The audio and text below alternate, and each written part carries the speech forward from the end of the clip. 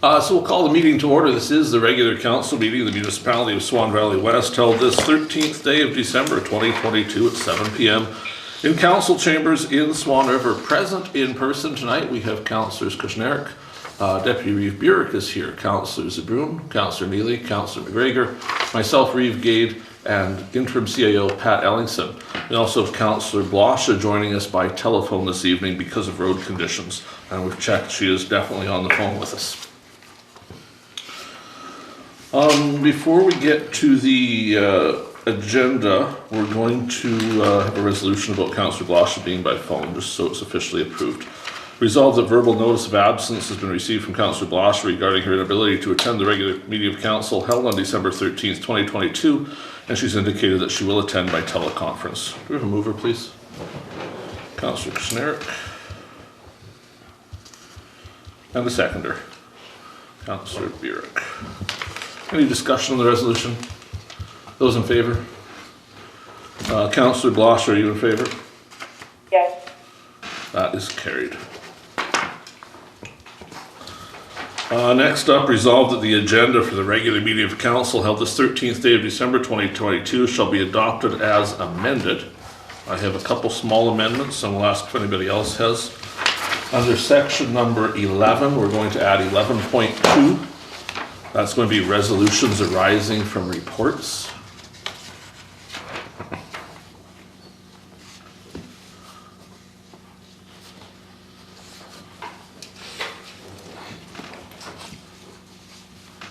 And under section 12.4, Don Bobick presentation.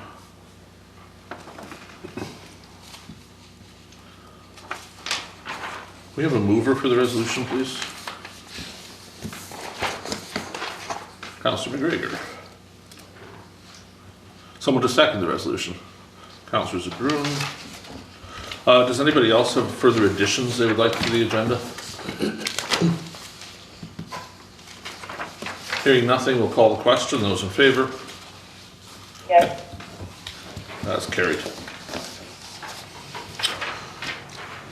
We'll move to item number 3, minutes. In your package are the minutes of the regular meeting. I have a resolution, be it resolved that the minutes of the following meetings be adopted as presented. Regular council meeting held on November 29th, 2022. A mover, please.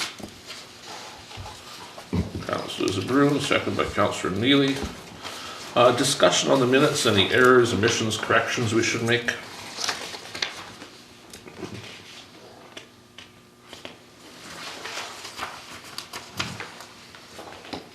It's already in the paper.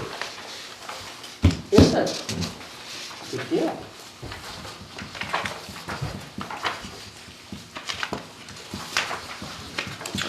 Last chance, anybody? I'll have a chance to look at it. Call the question, those in favor? Yes. That's carried.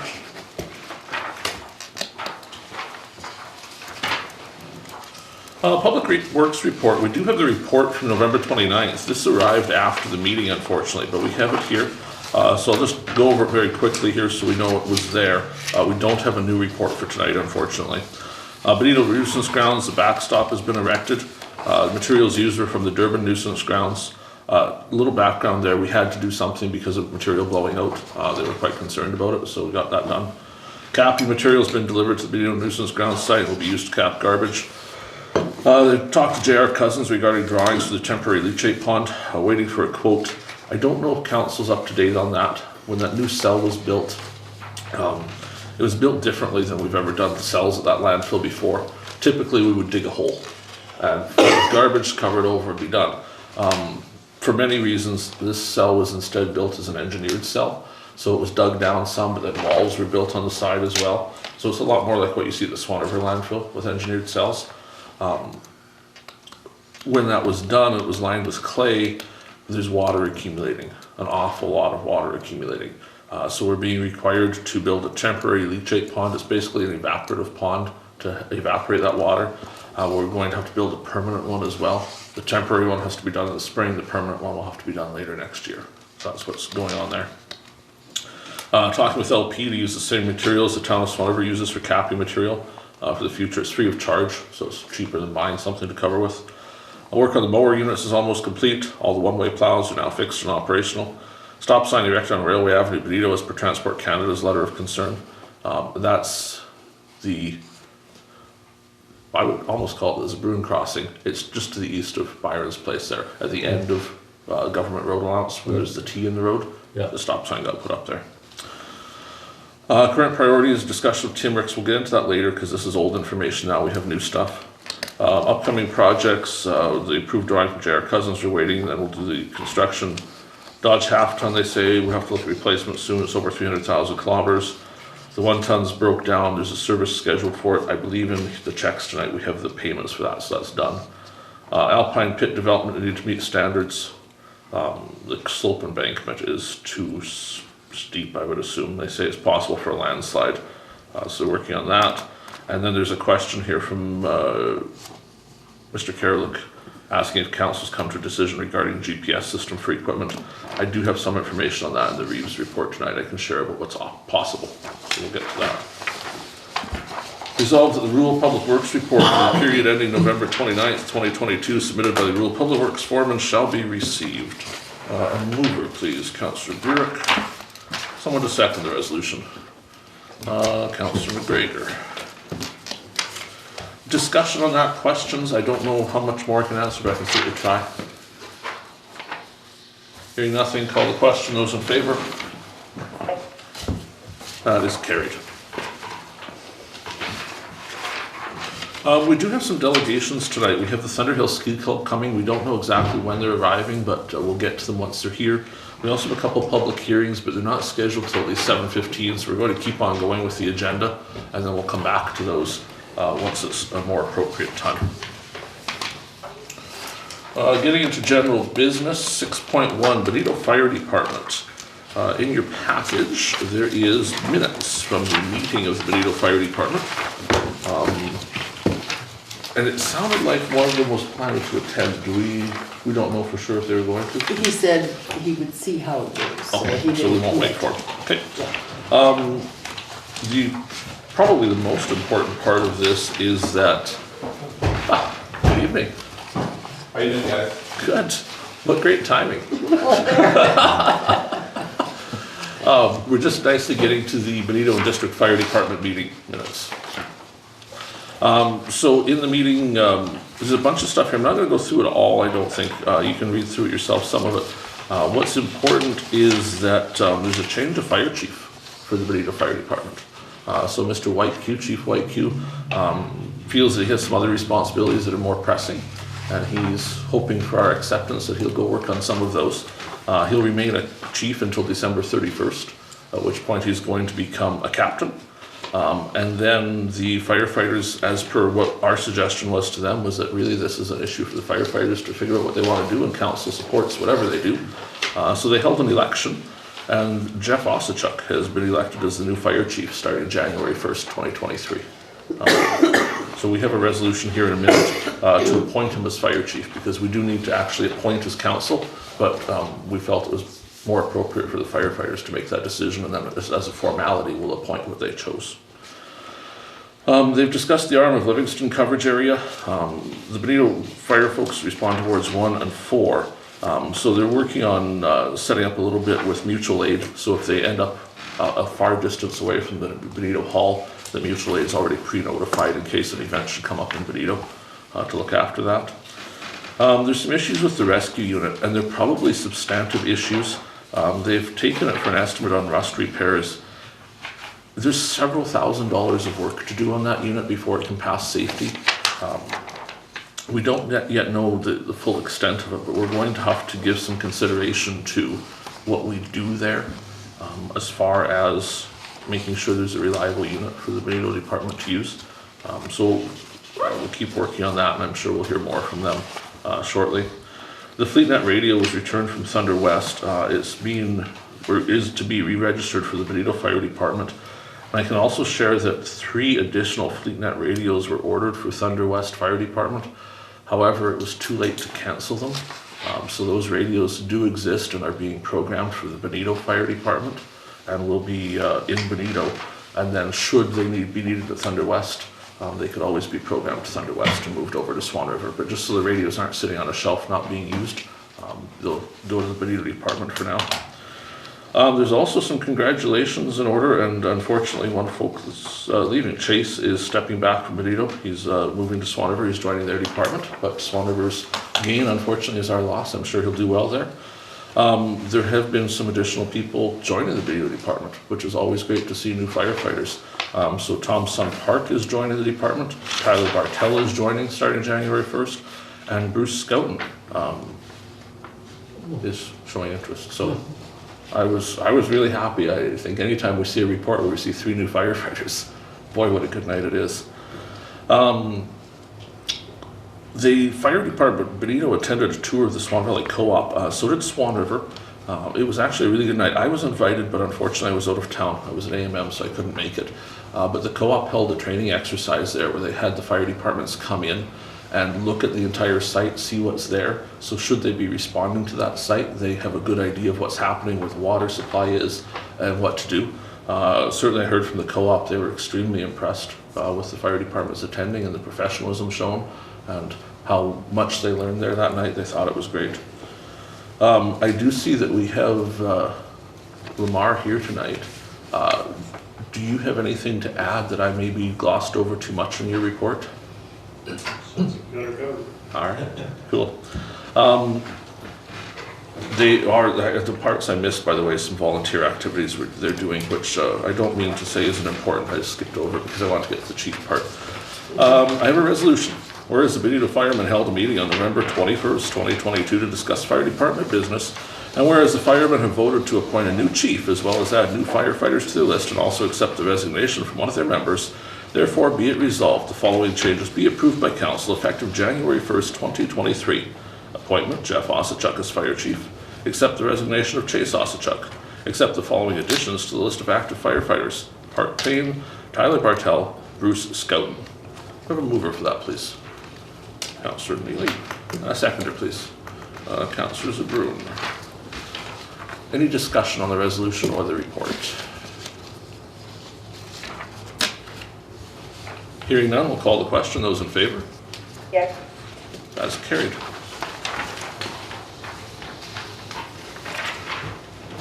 Item 6.2, Swan River Fire Department November report. It's in your package. It's very short. MTCC requested a lift assist. That's essentially code for an ambulance was unable to lift a patient, so they needed firefighters to attend to help with that. That's the only call they had in November. They were on a call today. There was a rollover essentially at Co-op Agro on Highway 83. That sounds like only minor injuries, which is good news. Be resolved that the Swan River Fire Department response report for the month of November 2022 shall be received by council of the Municipality of Swan Valley West. Someone to move the resolution, please. Councillor Kushniryk. A seconder, please. Let's go with Councillor Burick, I guess, for a little bit. Any discussion on the Swan River Fire Department report? Hearing none, we'll call the question. Those in favor? Yes. That report is carried. Item 6.3, tire quotes. During the safety meeting, there was a discussion on the JD 5525 tractor in Bonito. There has been an ongoing issue with the tractor's tires. The one tire has 20 patches in it so far. The other one has less than 20, but still quite a lot. And there's unfortunately some politics at play. So in Bonito, we're not currently able to get tire repairs done locally. They don't want to provide that service to the municipality. So we have to have Swan River come out to do the repairs. So the cost is around $500 per patch going into the tire because we're paying the mileage and the time for that. And certainly it doesn't take long to use that up compared to the price of tires. The tires are cracked. It's been recommended for well over a year they'd be replaced, but it hasn't been done yet. So I asked Mr. Whitehue to get quotes. I asked him specifically to attend Bonito and have a conversation with them that council would be really, really receptive to purchasing the tires in Bonito. Unfortunately, they were not interested in providing a quote at this time. So the 2 quotes we have are only from Swan River vendors. We've got one from OK Tire for a total of taxes of $4,630.02. We have one from Cal Tire for a total of $4,200, or $4,285.71. So Cal Tire is cheaper by about $400 roughly. I have a resolution tonight to do this if we want to, but I was kind of curious what the view of council is if we want to bring a resolution to change those tires. If that's something that's agreeable to enough people, at least to move and second it, or if we want to think about it for a while, what we want to do. It needs tires, we gotta put tires on it. If it needs them, it needs them. Let's bring the resolution and we can vote and see where it goes. Whereas the tires on the JD 5525 tractor Bonito require tire replacement, sorry, I'll start again. I'll just add it. Whereas the tires on the JD 5525 tractor Bonito require replacement, and whereas quotes have been received from 2 local tire shops, therefore be it resolved, the council approves the purchase of tires as per the quote attached. And I would presume we just add from Cal Tire in there, if that's... The Cal Tire quote, I don't think has calcium on it. You make a good point. And the calcium is about the difference in price. Yeah, Would they just transfer the calcium from the existing tires in? I don't know if it's leaked out, I don't know anything. There's not a leak right now, so they should be able to There is- transfer it. there is If there's there. calcium in it. Yeah, they should be able to move it. You know, I'm gonna finish this and then we'll have the discussion. Attached from Cal Tire. Do we have a mover? Councillor Zbirun, a seconder? Councillor Neely. Okay, obviously some continued discussion then. Do we want to, where's my calculator? I'm curious to see what the difference is if we remove the calcium from the other quote.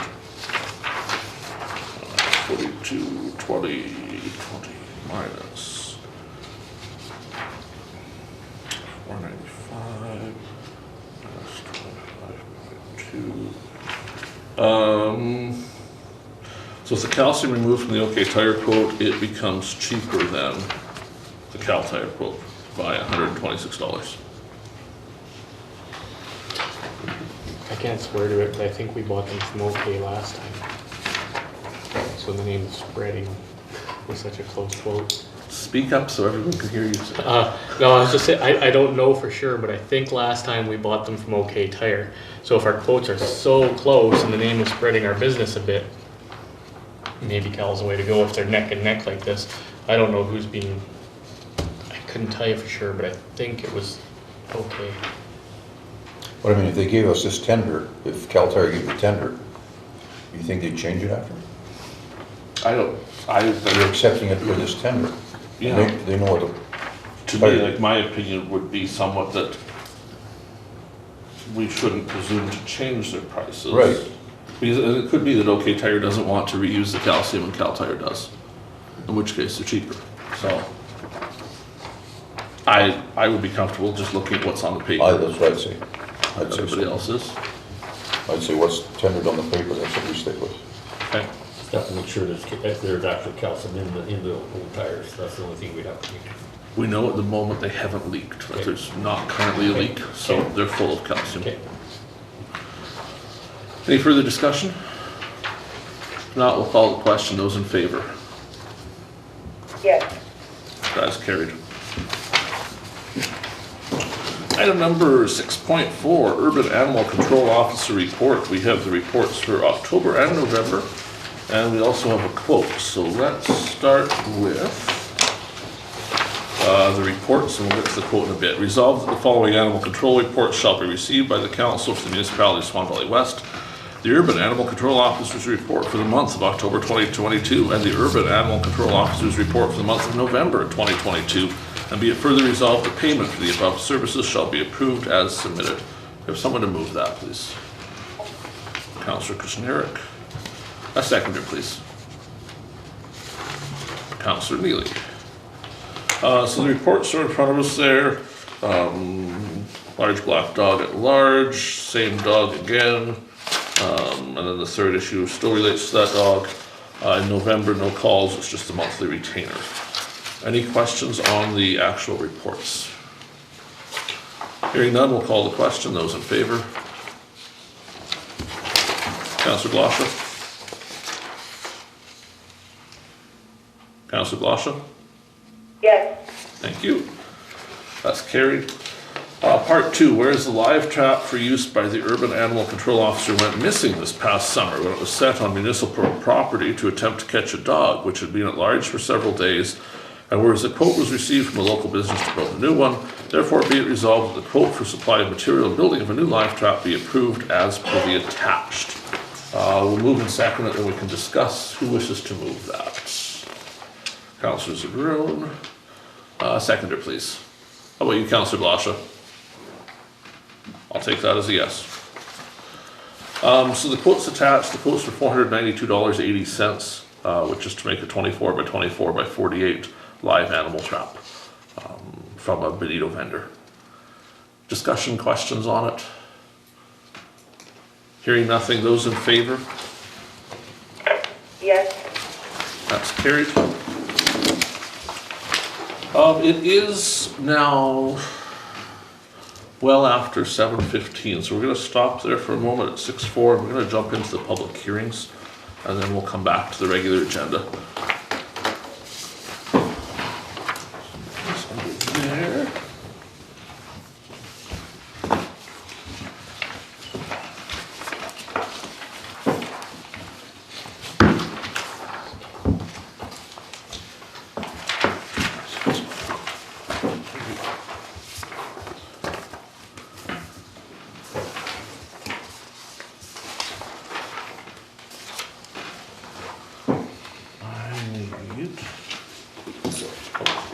Thank you. Resolved that we do hereby adjourn the regular meeting of council at 7:22 p.m. to open the following public hearings. Number 1, a conditional use application for the Northeast 223627 West, and number 2, a conditional use application for Southeast 263529 West. We'll of course come back to the meeting after. Mover, please. Councillor Kushniryk, seconded by Councillor Neely. Any discussion? Those in favor? Councillor Blosha? Yes. It's carried. So welcome. This is a public hearing held by the Council of the Municipality of Swan Valley West in the Council Chambers at 216 Main Street West, Swanford, Manitoba, December 13th, 2022 at 7:22 p.m. regarding the conditional use applications for the Northeast 223627 West and Southeast 263529 West. Present tonight, myself, Reeve, Gade, Councillors Brian, Burick, Brad Kushniryk, RJ McGregor, Terry Neely, Byron, Zbirun, and attending by telephone Councillor Carrie Blosha. I think I'm not supposed to read it all. Welcome. We've opened the public hearing. Welcome to everybody in attendance. An invitation was made to those in attendance to make presentations for or against the proposed use application. Can you tell us my first public hearing? We'll get to it. Is anybody here to speak on either of these applications? Is that what you gentlemen are I here have for? some concerns about, Okay. about the Kushniryk property there. Okay. So let us.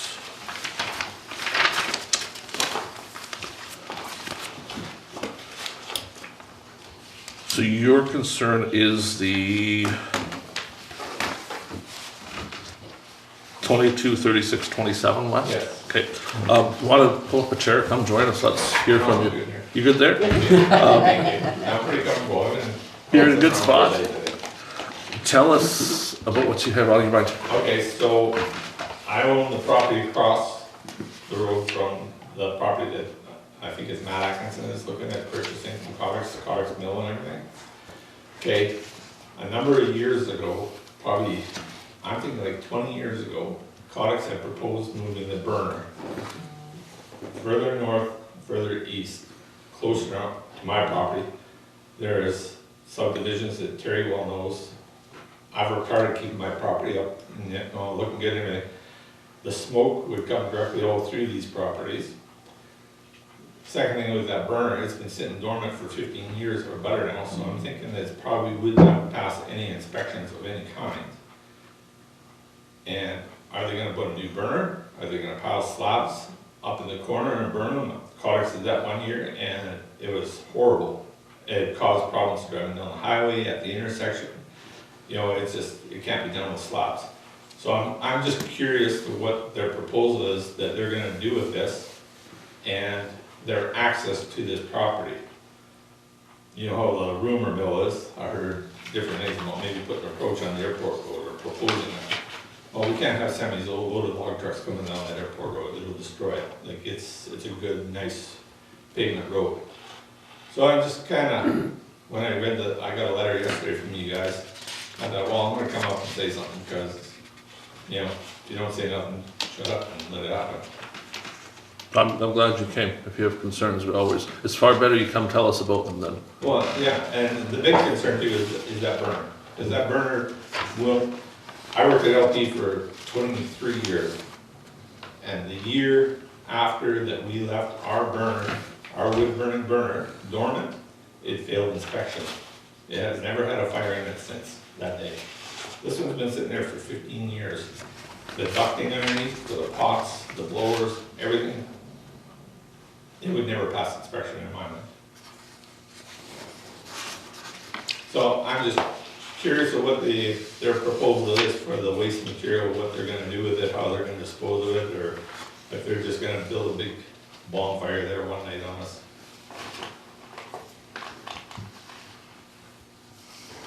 I'm all for getting that mill up and running. I think it's terrific. Like, don't get me wrong that way. If they can get that mill going and create some employment for local people, that's awesome. It's better than sitting there going to waste. But they should have some kind of a plan. There's nothing in what they provided us that addresses any of that. The application is solely for, Subdivision. well, conditional use. So they're asking for permission to use it for that. They had saw logs there last year. You've probably seen it there. They did run some through the mill. Where the waste material went, I don't know.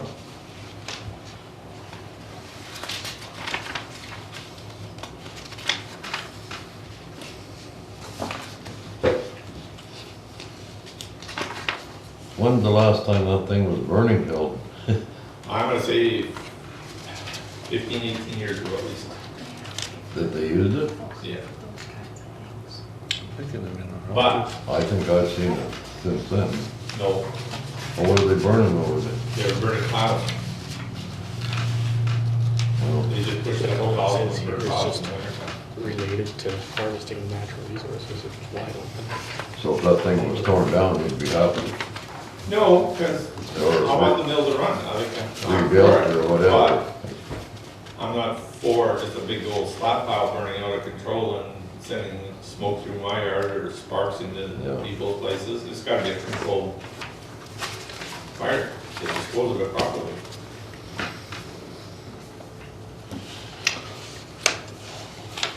There doesn't happen to be anyone else here wishing to speak on this application, does there? Probably not. No, I kind of know who the other guys are. Can we ask that it can I think we should. send here for review? Well, I think we could even ask that we have someone attend. This Do would you bite know the who's no matter gonna- what, it would get us an who's answer on the highway. Looking to buy it? Is it Yeah, but if we pass Ellingson the or- resolution. I was We don't get to see it again until, told because it's a conditional use. 6 months ago that it was not But active. that's what I mean, we'd still Matt. have to make, Not right? active. They did haul logs there last winter Yeah, I think we should. and they ran some through the mill. Well, they landscaped the whole, They did a lot of landscaping. So for council's interest, obviously normally such proposals sail through council fairly quickly if there's no opposition from anyone. I think we've certainly heard some valid concerns tonight, and the information to address those concerns simply is not in the application. If we were to pass this tonight, I do not believe it would come back here again. We are granting conditional use, so once we say yes, it's okay, they would then be able to carry on within the confines of whatever the building code said. And that would not necessarily address the concerns that have come up. So my recommendation is that we'll conclude the public hearing, but then when we come back to the regular meeting, we will table the approval of this for tonight, and we'll request the applicant attend council. And would you want to come back? Sure. Yeah, So no problem. we'll set up a time for the applicant to be here, and we'll hear this in a more appropriate way, because I think we need to answer those questions before we just give this approval. Like, we're all neighbors in that corner there, so Well, yeah, and we built our properties up, putting in properties and, you know. everybody gets along good, so we don't want any Yeah. kind of hassles, right? It could affect property values, it could, you know, someone down the road's got asthma, I don't know, you get all that smoke going on there. And if they're burning piles, and you get it on a cool night, and that smoke hangs across the road there, because it's not going up and being dealt with the way it's supposed to be, you know, it's a safety issue as well. And I've seen, I live right at the very corner, at the stop sign, Erwin Schroeder lived across the road, and there was days when they were burning those stop bells, you couldn't see Erwin Schroeder's yard, and that's 500 feet from my place. Could I ask for your name and contact information? so that- Sheldon, Ronkiner. Okay.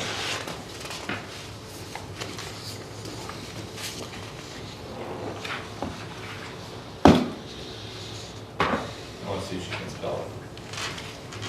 Bronconnonier. Sorry, Okay, man, you were wrong. correct me. D-R-A-N. BRA. Yes. So you called me on one letter. Hey, rule for rule. 204-281-2003. 281? 2003. Yeah, we can notify you then when that Sure, that'd be meeting great. is gonna take place. Okay. Yeah, you're welcome. Bill, thank you for coming in. All right, thank you. I don't care. See you, Phil. The second thing we're considering tonight is Northeast 223627 West. Is there a second? Or is it further Package? back? There- Yeah. There's not a package. Oh, okay, I see. Sorry. That's- Making it easy to pronounce that. So do I have to redo all of this too? No. Okay. So let's switch then to, this is to allow a religious institution or Mennonite school with the agricultural zone, the general zone, in 263529 West. I think everybody has a package in front of them for it. Is there anybody here to speak on this? No? Not against? Do you want to share any details of it? Because we always love, it's all in there? Okay. So essentially, this will allow for the operation of a private school. We have some adjacent landowners that say they're not opposed to it. All the information's in here. This was previously discussed at council a little bit, not substantively, but certainly there's no one here opposing it. Does anyone on council have thoughts they want to share on it? Something to do with archaeology, what do you call that? Historical artifacts or something, was it? There was, yes. Isn't there? Yep, in the requirements. If of that's the the right province. name, I don't know that, but I mean, that's because of the cemetery there, I guess, I don't know what exactly that was about. That was the only concern that I saw in these reports from these agencies. Yeah. And they're going to work with them to figure out the solution for that. So it's not something we have to Yeah, I worry mean, about that's too not much. a big issue. I think. Yeah, there's not much here for us to worry about. If there's nobody here to speak and council doesn't have anything else to say, we will consider that resolution once we return to the regular meeting. Anything else before we adjourn the public hearing? Don't have to. Both of these? Oh, okay, I see.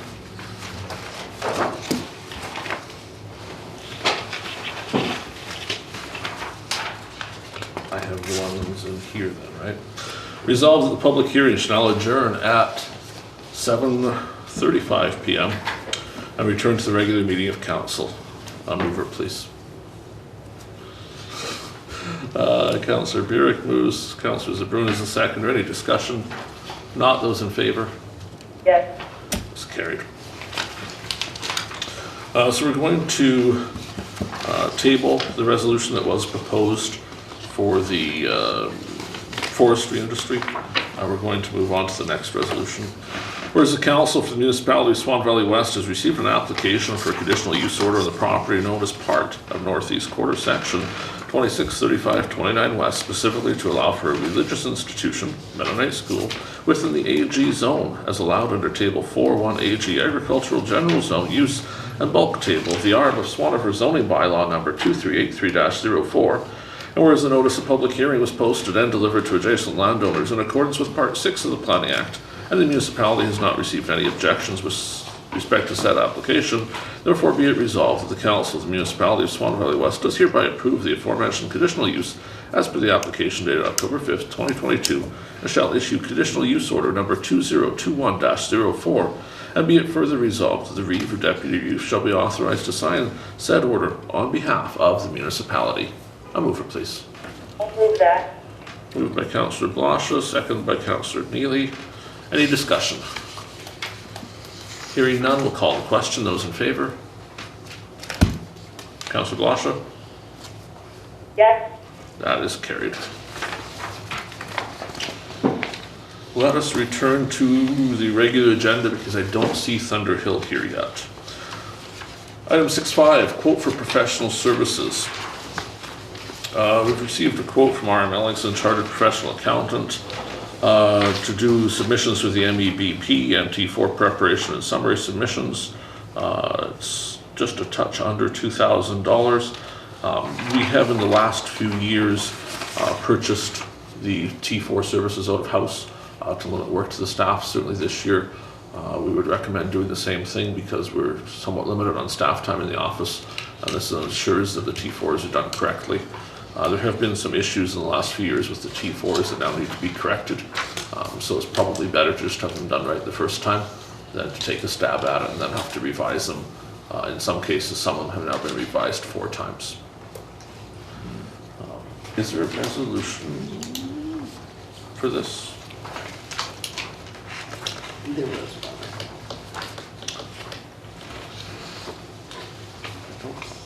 I stole it, but I'm not one of the comments I didn't. There was intention to bring a resolution, but we're going to set that aside for a minute until we find the resolution. And we'll come back to it.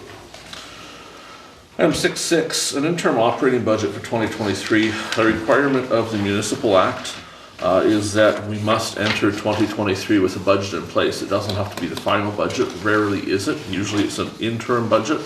It allows us some money so we can pay the staff and pay for normal bills until such time as we pass the actual budget for the year.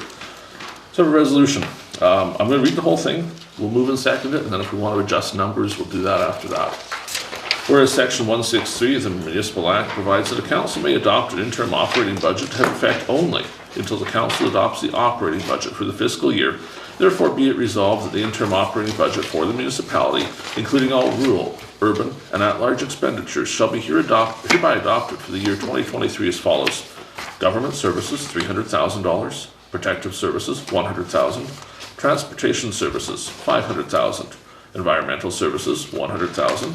Public health services, $50,000. Environmental development, $50,000. Economic development, $50,000. Recreation and cultural services, $200,000. Capital asset purchases, fiscal services, $300,000. Utility, $200,000. Do we have a mover? Councillor Burick has moved it. Is there a seconder? Councillor Neely. Open up discussion on that. Questions, comments, changes that want to be proposed to this. You got enough for 6 months? Let's hope we don't do 6 months. The final budget is due May 15th. I would hope it was our goal to have it done by the end of March this year, rather than having it drag on until June, July, and August like it does sometimes. Some years it's got later than that, that's why I was Yes. asking. We could revise this later if we had to. If you want, we could add more to it. No, I don't, I'm just asking. I You think you got enough there? 'Cause think we do. Transportation services was what we spend the most on in the winter, because that's the operating wages yeah, in there, that's so. big expenses. And that's essentially not quite half a year worth of what we About would a spend third, on right? it. Yeah, About a third. third, touch more. Even the contract grader operating? If you want, we could increase it. This is an easy Well, time I to know, increase it. I'm new here, so I'm just, But it doesn't mean we have to spend it, right? It Yeah. just provides us the allowance. Would we be more comfortable at $750? For transportation. Yeah. Yeah, that's about half, Yeah. right? Just wanna change that? 1.5. Just in case. Any other ones with concerns on that list, or is that probably the big one that we just want to not be short on? Rather than rereading the entire thing, if no one objects, we'll just note transportation services has been changed to $750,000 in the resolution. Any further discussion? Hearing none, those in favor? Councillor Blosha? Yes. That is carried. Resolved that the Municipality of Swan Valley West approve the quote for professional accounting services for year end as per the quote attached. This is the T4s we were talking about a moment ago. Do we have a mover? Councillor Kushniryk. A seconder, please. Councillor McGregor. Discussion on this. Hearing none, call the question. Those in favor? Councillor Blosha. Yes. Carried. 6.7, we have a meeting scheduled for December 27th, 2022. The question is if we are changing it or if we're leaving it the same. There had been some discussion of canceling it. Seeing our current agenda load already proposed for that meeting, I don't believe canceling it would be a good idea. We should hold the meeting. Is everyone comfortable with meeting on the 27th, or is there schedule conflicts? We could move it if we need to. It's just a couple days after Christmas. It's the Tuesday. Boxing Day is the Monday, so this would be the Tuesday night. Is everybody okay with it being that night? Yeah. Councillor Blosha, is that a workable date for you? No, it isn't, but if it's just me, you go ahead. Okay, does anybody else want to move it so Councillor Blosha's here? She's saying, what she did said is Carrie she say? could not attend that night, Oh, but she well, says it was how about only, the 28th then. would the 28th be more workable? No, actually, I have a family obligation, so, like, I can't attend that week, sorry. Okay, so she's not available that entire week. Oh, that's, I'm yeah, not that's, 100% sure if I'll be here or not. I haven't decided. It makes it very difficult for agenda and resolution preparation for me. It's difficult when you travel to see some family. Staff is expressing concern that because of the holidays, it makes it difficult to have an agenda prepared for that night. oh, yeah. God, I thought of that. So would you think of I'm moving it glad you before did too. Christmas or what? Do you have a preference for what we do? I would prefer 28th. Okay, do you think we need it? Yeah, and I don't think it should be terribly long, but I think that there are things that you, those transfers for one thing, Yeah. have to be done. January 10th is the next meeting, isn't it? Yeah, there's transfers in the budget that need to be. There's a what, physically- Pat? Transfers Oh. from reserves and things like that that have to be done before December 31st. And so they need to be approved by Is it council. something that the whole council has to approve? Yeah, well, a majority of I council see, has to okay. approve. It won't be, like, if there's one or two away, it won't be a big deal. I think we could work to limit anything that would be controversial to not be on that agenda. Because I always prefer we're all here for anything that's, Just get the business part out of the way. yeah. Yeah, it was just, I didn't have time to look at So this- you wanna do it those later in that transfers. week then, or what? She's saying the 28th, That's Wednesday, yeah. The 28th, what's the or calendar look Wednesday, like? it's a Wednesday. It's a Wednesday.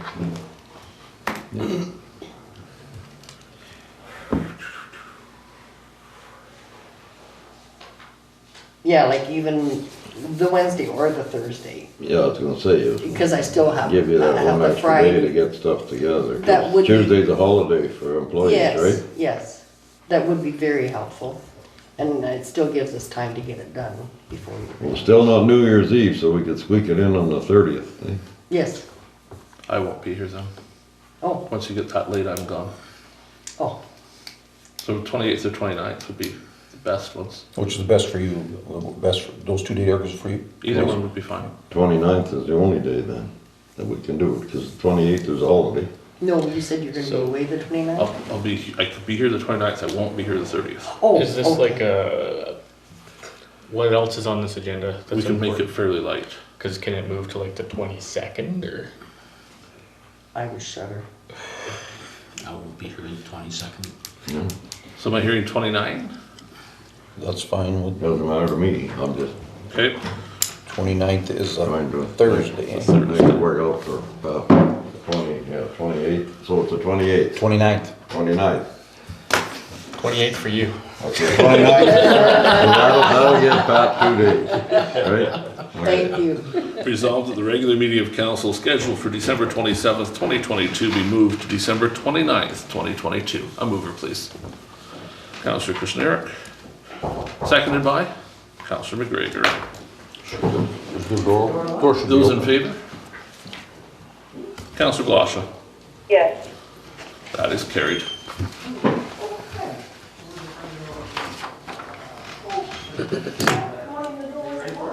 Just hold on there, Councillor Blosha. I think our delegation is arriving, maybe. Gentlemen, welcome. Are you waiting for anyone else, or are you ready to go already? No, it's the two of us to represent the club, so. Pull up your chairs, let's not make you wait any longer. You came at a perfect time, we were just changing topics. Okay, fantastic, yeah. So council, we're welcoming a delegation from the Thunderhill Ski Club tonight. We have Robert Torhorst here and Sean Agee here, who have both done an incredible amount of work this last little while, doing some changes at Thunderhill that have made it something to be even prouder of. And they wanted to come with us tonight and give us a presentation on what they've been up to, and I think some of their dreams to come. So gentlemen, it's all yours. Okay, thank you so much. I was gonna say, no, I did submit, I think it was for December 5th, excellent. You guys did get that little slide? We have in our That package makes sense? tonight. Okay, that's perfect. So I think if you'll, just, I'll walk through it just briefly, and then hopefully we'll have a good discussion. So we just wanted to basically give you an update on what we really have been doing, and because sometimes, you know, maybe you are aware of what we've been doing, or maybe you aren't aware, and that's totally okay. So we just thought, it's well underway, so we wanted to give an accurate update. And so to back up to the story and the goals of what we wanted to start with was really to, like Bill had said, to enhance what of a gem is already there at Thunderhill. So we wanted to make some improvements to it, and to provide both not just tourists but residents a fun, safe place to have recreation and to participate in a variety of recreational activities. So in the winter months, the downhill skiing, and then we wanted to bring in with the bike trails some cross-country skiing. So not everybody participates in downhill skiing, and even with students, not everybody can do that, but everybody can go snowshoeing or cross-country skiing, especially on school groups and that kind of thing. And then in the summer months, or the shoulder months, to have cycling and hiking, and just so many people go up there, and they kind of go there and they want to do something, but there isn't really, they kind of go to the parking lot, look around, and then they like, well, I guess we're going to go home now. So what we wanted to do was to construct a new chalet that would be at the base of the hill, like most ski hills operate, and that it would be a new chalet, that it could be used in the winter months, but it could also be used beyond the winter months, as you grow into that. So we could have some summer activities that people could use that facility, that would be accessible, that there'd be a washroom that people could use so if they come up and go biking or hiking or exploring with their family, that there'd be an outdoor access washroom to the lodge, and it'd be accessible. And then part of that would require us building a new road to access that new chalet. And then to anchor it all, we wanted to have a Nordic and mountain bike trail system that would really tie in the whole recreational aspect of the hill. So it would be growing past just the winter months of skiing into really, like you say, a rec facility that would reach most months of the year. And so if you go to the next slide, that's kind of what we worked with Alex Mann, who's a trail designer. He was based out of Winnipeg. He actually moved to Dauphin because he developed the Dauphin trail system and loved it so much he actually moved there. And he built the Summer Games site in Winnipeg, and he's done a number of projects across the prairies. And so he's basically one of the more sought after designers in this industry. And so we wanted to get an expert in and to give us a trail design and a master plan that would suit us for years and years to come. And so we obviously have it phased out, but you can kind of see the new road, and then there's the lodge at the bottom of the lower lift area.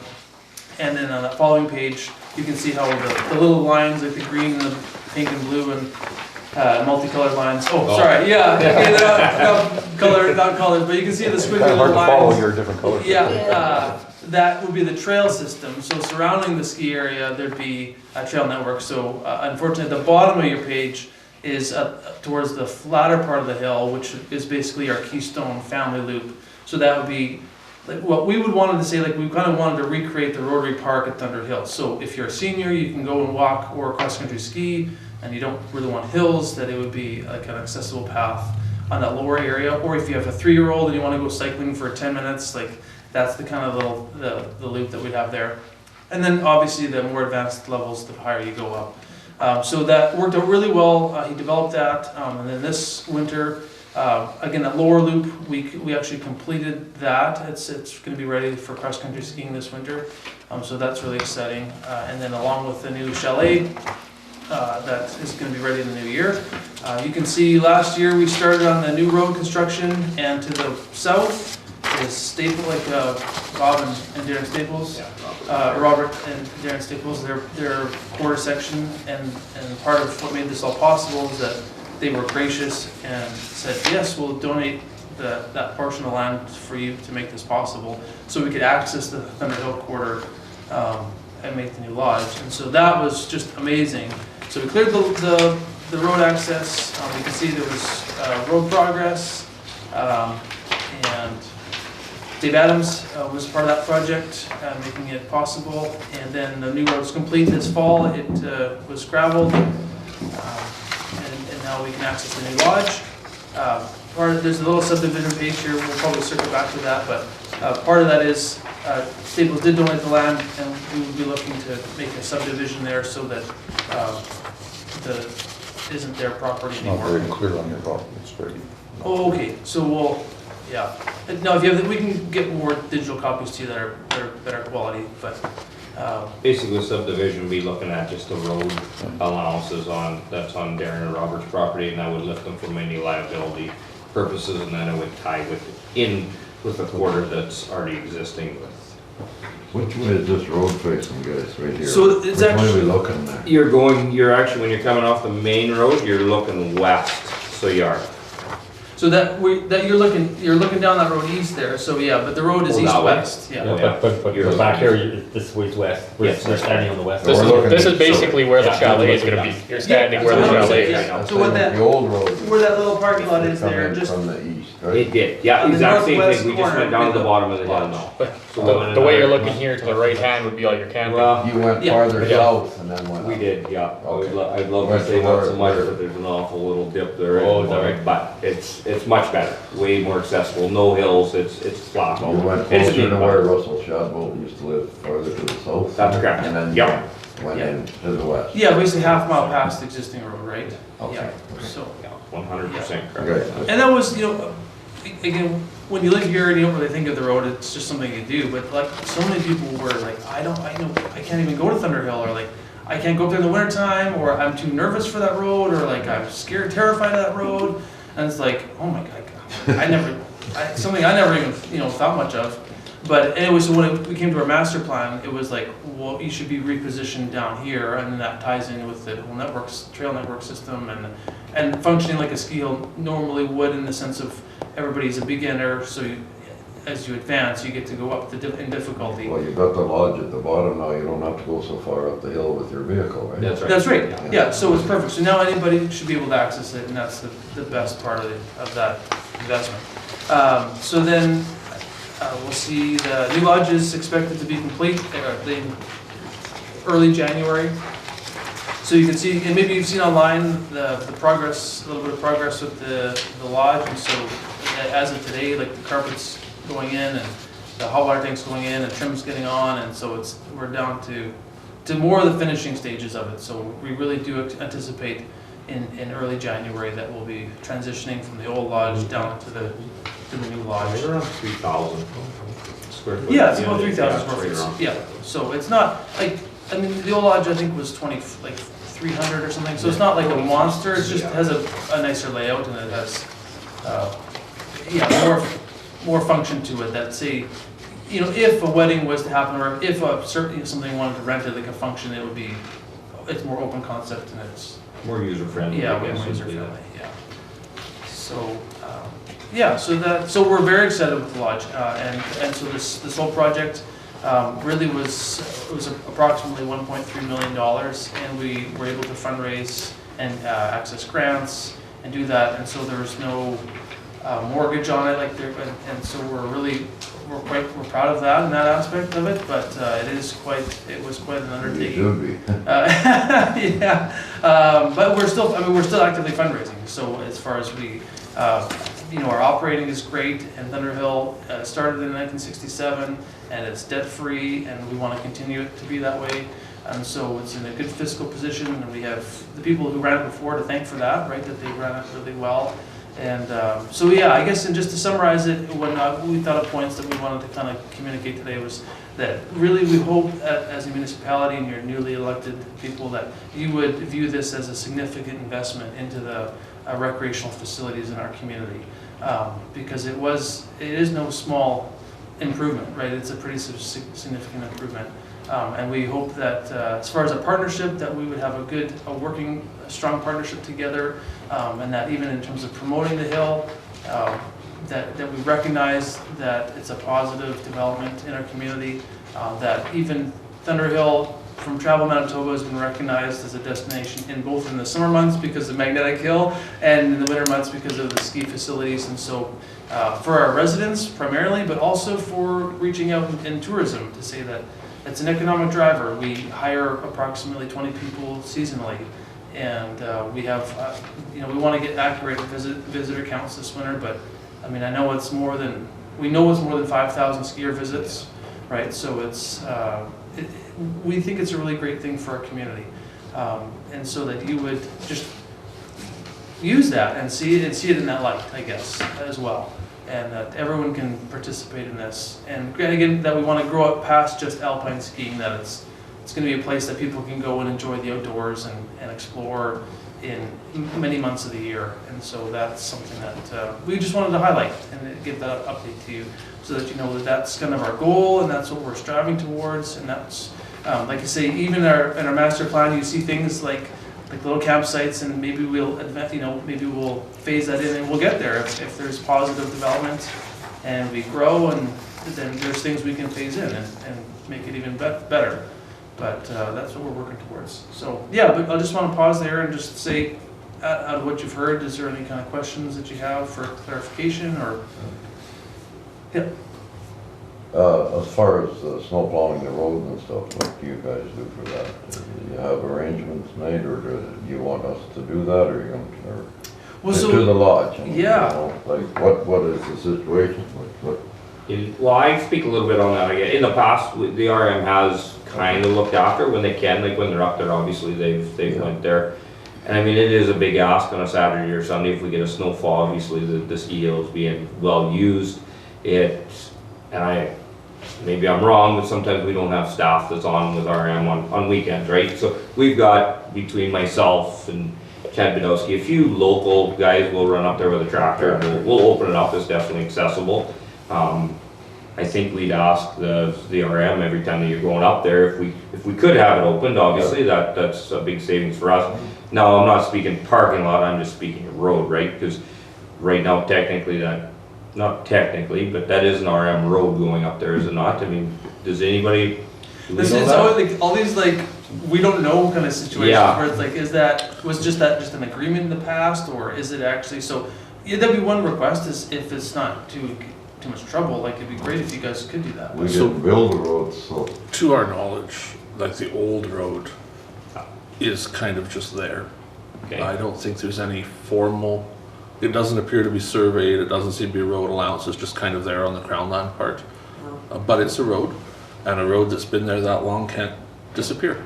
It continues to be a road. I mean, So it will always be a road. Long too, because we do have our shack up top that probably will never disappear, because that's. Well, you'll always need access up to the top. Yeah, for sure. And then also our operations shop is kind of up there. So in some ways, shape, our customers will go to the bottom, and likely our staff, or at least our operations people, will go to the top for a long time. On the new road, we have some policy about plowing on private land, and obviously at this particular second it's a private land, but I would suspect, and we'll poll council at some point, that they'd probably overlook that, because the intention is to solve that issue, right? And separate that land out. So I can't see that we're going to say, oh no, we're not plowing this year. It doesn't make sense. So I would assume we'll plow both of them without any issue. And we'll work towards segmenting that road off, right? So we're not plowing somebody's private road someplace that. Well, that's our goal, is His to get same- past it being a private Yeah. road. I mean, Yeah, that's, for sure. that would be, I think that only makes sense, because then he doesn't have the liability and you guys, sort it out so it's done Yeah. properly eventually. Yeah, for sure, like, we didn't start out to be in the road building business, so like, yeah, we would like to solve that at some point, for sure. Okay. Other questions How from about, council? say, graveling and stuff like that? You're, Well, so, like he talked about road, snow plowing, but yeah, Cook's donated a little bit of gravel, and Yes. Campbell's hauled it, and yeah, Cook's Cook's donated. provided it, and then I think. So we ended up with 2,000 yards of gravel, is what we put on that road already this year, so it's well gravelled right now, and we'll have a good base down the road.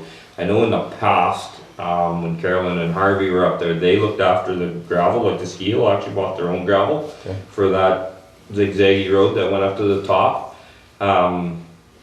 I'm thinking we probably won't need gravel for any time soon, but there's bigger things on our list that we, I guess bigger asks than gravel right now, but yeah, that's, Just on the road, say, maybe we'll put it to bed after that. Is the intention to transfer that new road to the ownership of Thunder Hill Ski Club, or to transfer it to Swan Valley West as a road? Yeah, sure, perfect, that's a great segue, because I was gonna say, well, we envision, because the parking lot is on the Thunderdale quarter, but that road access is, we really would like the RM to become an RM road.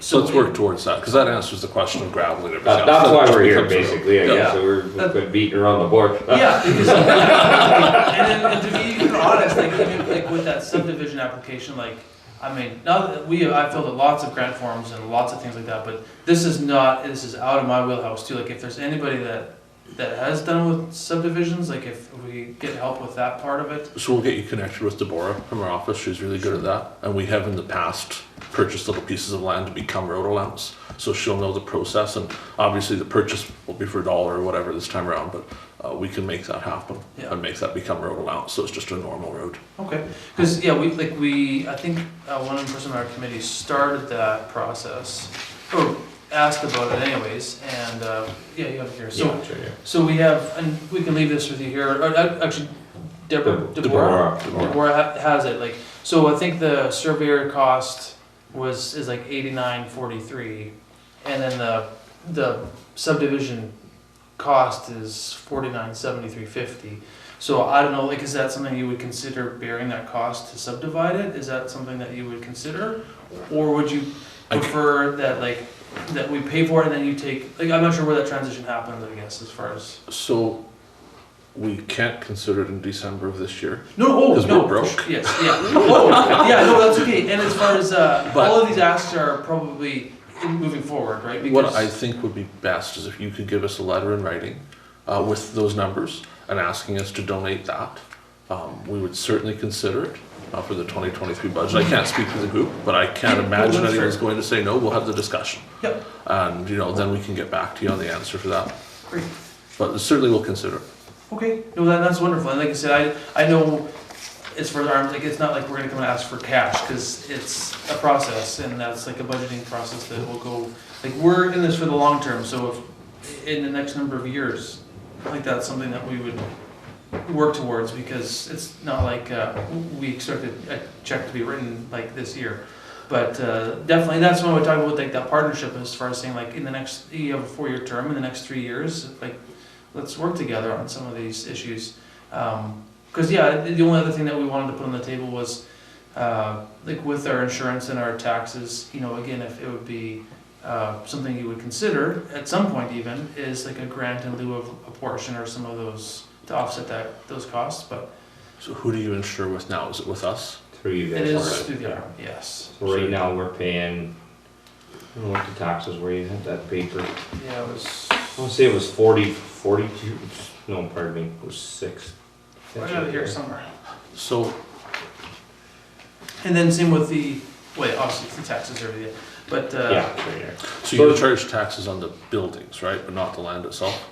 well, you know, as far as, The taxes that the RM charges us is $1,205.89 for the year 2022. And then the insurance, which we get through Swan Valley West, is a cost of $6,332.04 for, that was August of 2022. So where it is in 2023, I'm not exactly sure.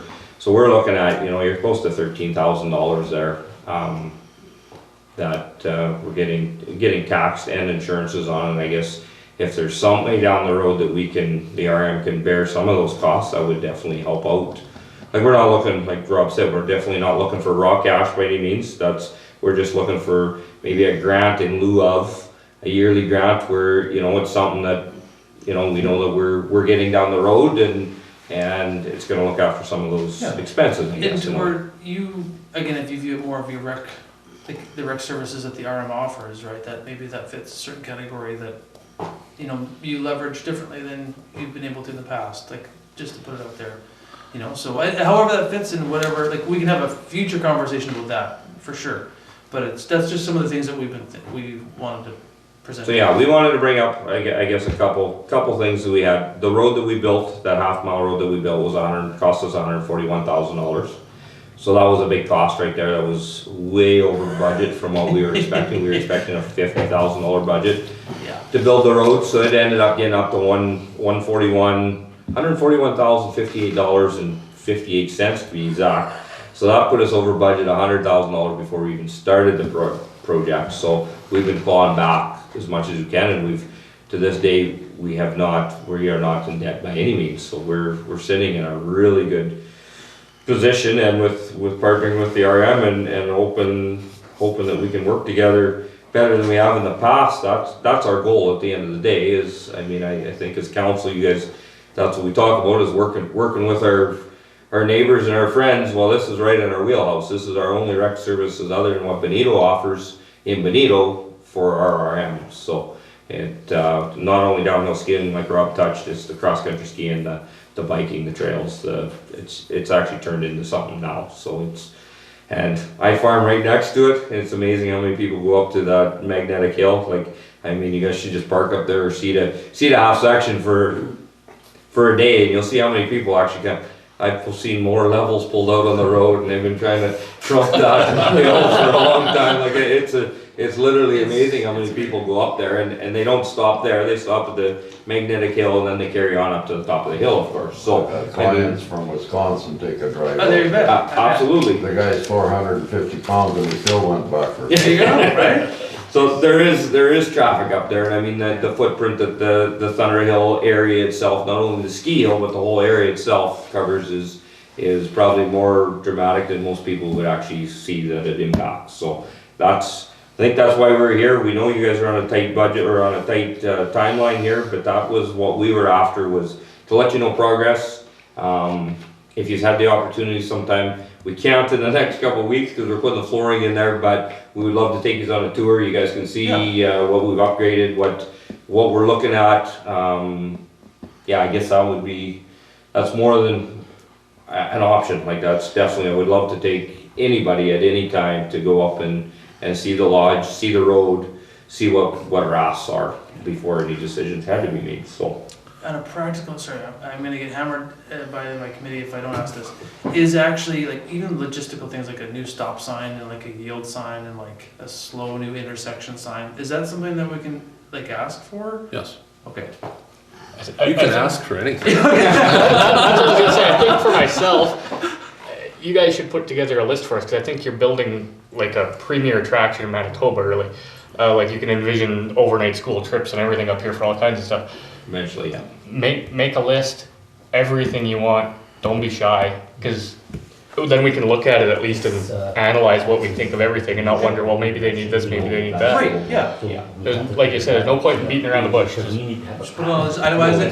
give it to us straight and let us go at it. Like, if you want signs, if you want Put everything on paper, everything. Rob. Yeah, Rob, whatever okay, you no, got. that's great, and that's, yeah, that's awesome. That we know what you're looking for. Yeah. So Does any other member of council have questions? I The have a main list. thing, you want us to buy that road or take over that road. We'd love for you to buy that road. Yeah. That's the gist I'm getting at. No, and we would. There's two reasons behind it. Darren and Robert obviously donated that road. They don't wanna hold the liability if something ever happens on the road. Right. We feel that the road would belong with the RM because you guys already own the quarter that road is going into, I guess. It's, and I said, you can ask for anything, but that's definitely what we're asking for. Yeah. And if you wanna pay for the cost of the road too. You're gonna sell it to us for $1? That's the deal?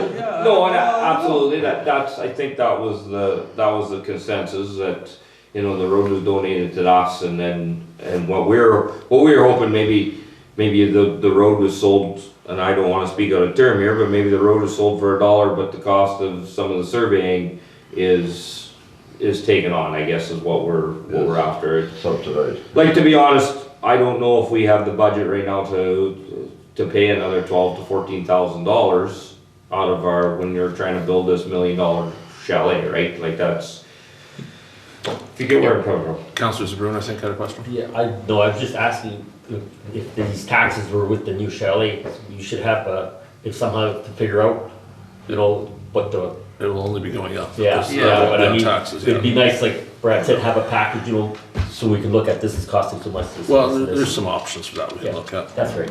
Anybody else with questions before I start into my list, because mine are miserable questions. Okay. That's okay. There's 3 crown quarters there. Yes. Would you be interested in them being transferred to Swan Valley West property? 100% yes. So I'll just interject and say, we did, part of our master plan, actually, we did actually apply for a use permit on that southeast quarter, but it was rejected. We need to do an indigenous survey on that first, and I believe that Gary Wolchuk is going to do that in the springtime, and we would reapply, but that would be amazing if that was something that could be pursued. So we would, the process involves our neighbors having to be advised of us taking over crown land, but our neighbors would probably be in agreement. So I would encourage you that when you consider that, we go down the path of us taking ownership of those quarters. Because once we had ownership, it would be the same as the existing quarter, Perfect. where a lease agreement could be written up, and Yes. we wouldn't continually be hitting those. Well, that would, Permits? yeah, That's that would solve a lot of issues, I guess, Yeah. because we do have bike trails and stuff that we wanna put through the crown land, obviously, And- that's just gonna make it And better. even so. future development on lots of levels, on the ski level or the lodging level, like that quarter, it would be key to have, that crown quarter would be key. May I strongly suggest you do that before the provincial election? Okay. Like reapply, you mean, with, or, Be speaking to MLA Wilczek in the next 2 days and get that process started, okay. so that it could be considered as part of the election promises. Okay. You know what I mean? Like, it's a good Yeah, time no, to I mean, ask. that's where you guys come in to point us in the right 2 direction days, too. next 2 days. Okay, all right. And I'm not saying you have to have paperwork for them, but We'll, do it let some tomorrow. people know Yeah. that that is where you would like to go, so that can be considered. Yeah, especially that southeast quarter really fits in. I do understand that there's three quarters there that surround it, but definitely the southeast one would be an ask for sure. You spoke of 5,000 plus visits, so you're gonna hate this one, but it would be extremely beneficial for a variety of reasons if you could identify the source municipality of those people when they come this year. We're in negotiations with our partners on a funding formula that could cover some of the things you're asking for, so perhaps the town of Swan River and other partners would contribute to Thunder Hill Ski Club, but we would have to be able to identify where they came from. So we would want to know if they came from Swan Valley West, from the town of Swan River, from Minnetonka's Bozeman, from Mountain, or from Guest. Guest, right. So gas would be anything Anything outside that's of not the the fall. fall. If we get the ski hill from the paw that comes up all the time, Yeah. that would be a gas. We get Norquay that comes in. I mean, our school group is a big part of this too, so it is definitely, and we get a lot of out of town. Yes. I do most of the school groups ourselves, but it's amazing how many kids from the paw will come down one day on a Tuesday, and guess what, you'll see them up here on a Saturday, Sunday when you're open. Like, it's actually astonishing how many of those Yeah. you get for a revisit just from the school groups, so. Those numbers would be critical to us. Yes, for sure. And so one thing, yeah, again, moving, what we've done is, because we think data is important, so we have made it more things digital, so we're able to capture more information. So, because we need that for ourselves. So yeah, definitely we can look at how we would capture that this year for sure. But unfortunately, going back, we wouldn't really be able to have accurate data, but yeah. Just going forward, just so it's not something that's lost, so Yeah. we have it when we can get it. I've heard from some of your board members that you perhaps had some challenges with the municipality in the past couple of years. Is that a fair statement? We don't wanna overstep anywhere. I know what I'm saying, You know, if you have, you know, and certainly I've heard some stuff off the record. You know, that wasn't, I don't think, the intention of the municipality as a whole. Yeah. to No, cause no, troubles. we understand that, and I guess that's why we're here today, right? We wanna amend anything that was maybe ruffled before, and it's, yes, everybody wants to work together, but I guess at the end of the day, we all wanna be friends somehow, so. Yeah, and just clear communication, right, to say that you said you're gonna do this, and this is what's gonna happen, and we said we do this, and that's what's gonna happen. There's just like, even just to introduce ourselves to you, cause like, you know, you're new council, and just to say, if you guys have questions, please direct them to, like, I'm the president of the club, and Sean's the vice president of the club. Not that you can't talk to anybody else, but it would be great if you could start with us if you have a concern, if you hear a concern, or like, what are you guys doing? You know, just to come to us first, and then we could. Yeah, there was a lot on the ones that we had actually when we took over from Carolyn and Harvey, because it was by no means am I ever putting anybody under the bus, but they kinda ran it themselves. They never had board meetings, they never even talked to their board members for, I think she said 12 years going, like it was just one of them things, and we didn't even, it took me almost 3 months just to find out how much we were paying in insurance, and then the check was actually coming to the RM, and I really think that it should have just been a few minutes on a computer and there it is, but it wasn't, it was like pulling teeth. Yeah, well, and it would be nice to actually see the insurance policy. That's right, they would not give us the insurance policy at all. So we don't We really can do know that. what we have for. And there will be, like, in short order, there's an inspection coming up under that policy where they will be inspecting there as well as all of the things we have insured. Okay. To make sure those rates are set correctly, because there was some concern that perhaps some things were overcharged and some weren't. And Okay. so don't be surprised if you see our rural lead hand there with someone that you don't recognize wandering around will be an insurance agent. Okay. Perfect. The only other thing on my list, I had heard concerns about the new tower there. Yeah, a little bit. So I can share a little bit on that. I don't know all the answers, but there was questions about whether it was going to destroy your parking lot. My understanding is it shouldn't. It's a self-support tower. Okay. And the other questions that I heard was about how the lease came to be. So I can tell you that Swan Valley West did sign a lease with ExploreNet Communications for that tower directly, which is not necessarily the same as the other towers that are located at the same facility. Yeah. I don't have any answers for that for you tonight. Okay. But if you share those concerns, we will certainly in due course look into them for you. There is a payment being made from ExploreNet to the municipality for the tower. Okay. And I think it's around $5,000 for 5 years. Okay. So it's a lump sum for a fairly substantial length of time. Okay. We can get the exact agreement so you see what it is, because I think it would be beneficial when you use the land to know what was agreed to. Well, Yeah, that's, no, for it sure. was just, yeah, and it caught me a little off guard, and that, you know, we drove up there one day, and I saw the flag, like, these flags out, and I thought, well, like, what's going on here, you know, and so that was my concern. I thought, well, is this gonna take over what portion of land in the upper area? So that's, And I think the flags have to do with hydro, because they're putting hydro straight into the they're tower. plumbing their meter. own hydro straight Yes. to the meter, okay? Yeah. So that'll That's be what part I of it. was wondering, but I thought, well, I don't know, No. it just would be nice to know. Yeah. But certainly we can work through that some more with you Great. guys. Yeah. Anything else from anybody, or can we wrap up the 15-minute delegation now?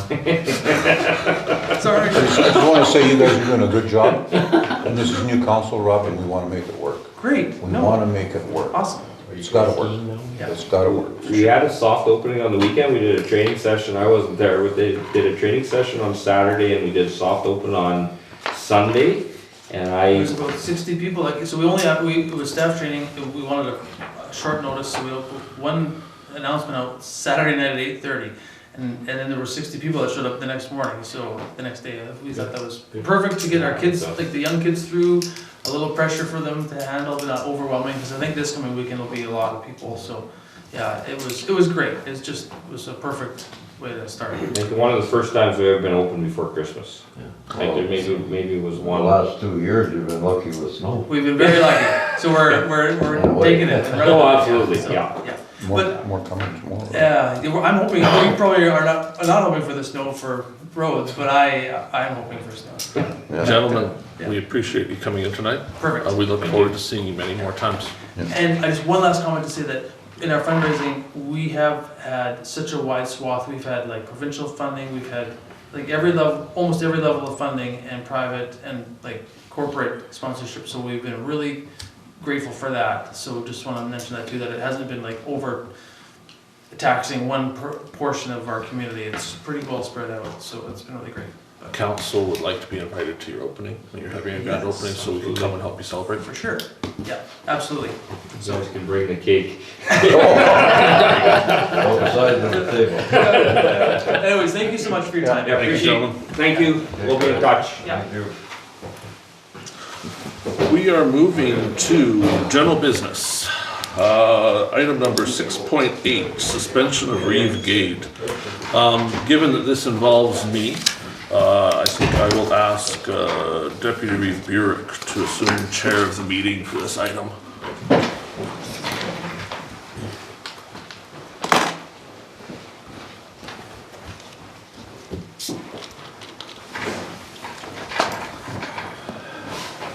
You look good in that shirt.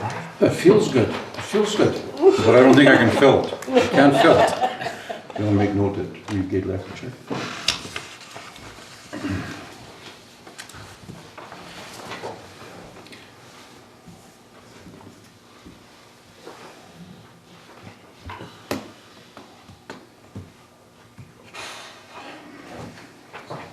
It's kind of a little bit emotional for me here to have a point like this on the agenda. But anyways, I guess what I should do is read the resolution, and then after that I can open it up for discussion. And after I read the resolution, I guess I'd ask for a mover and a seconder. I guess that's how we'll go. Whereas the former council passed resolution suspending Bill Gade, and subsequently Bill Gade resigned his seat on council, and whereas even as a private citizen, further resolutions were passed to limit Bill Gade's duties to act as Reeve, and whereas the general election held on October 26, 2022, Bill Gade received 788 votes, which is nearly double the votes cast for all other candidates for Reeve combined. And whereas there are those who still feel the former council's resolution should stand, removing Bill Gade from council. Therefore, be it resolved that the council of Swan Valley West declares that Bill Gade be suspended from his duties as Reeve for the next 210 days. I'll ask for a mover of this resolution.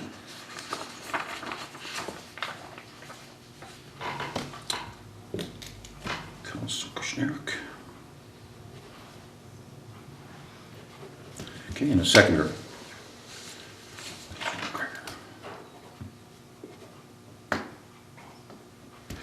Can you just read the last couple lines there again? Yes, please. Okay. Quick catch up. Do you want me to read? I'll read the whole thing again? I'll read the whole thing again. Whereas the former council passed resolution suspending Bill Gade, and subsequently Bill Gade resigned his seat on council, and whereas even as a private citizen, further resolutions were passed to limit Bill Gade's duties to act as Reeve, and whereas in a general election held on October 26, 2022, Bill Gade received 788 votes, which is nearly double the votes cast for all other candidates for Reeve combined. And whereas there are those who still feel the former council's resolution should stand, removing Bill Gade from council, therefore be it resolved that the council of Swan Valley West declares that Reeve Bill Gade be suspended from his duties as Reeve for the next 210 days. Now I'll open the table up for discussion. Anybody want to speak to this resolution? The last line again, Brian, I sort of Okay. lost it there. Last line is, therefore be it resolved that the Council of Swan Valley West declares that Reeve Bill Gade be suspended from his duties as Reeve for the next 210 days.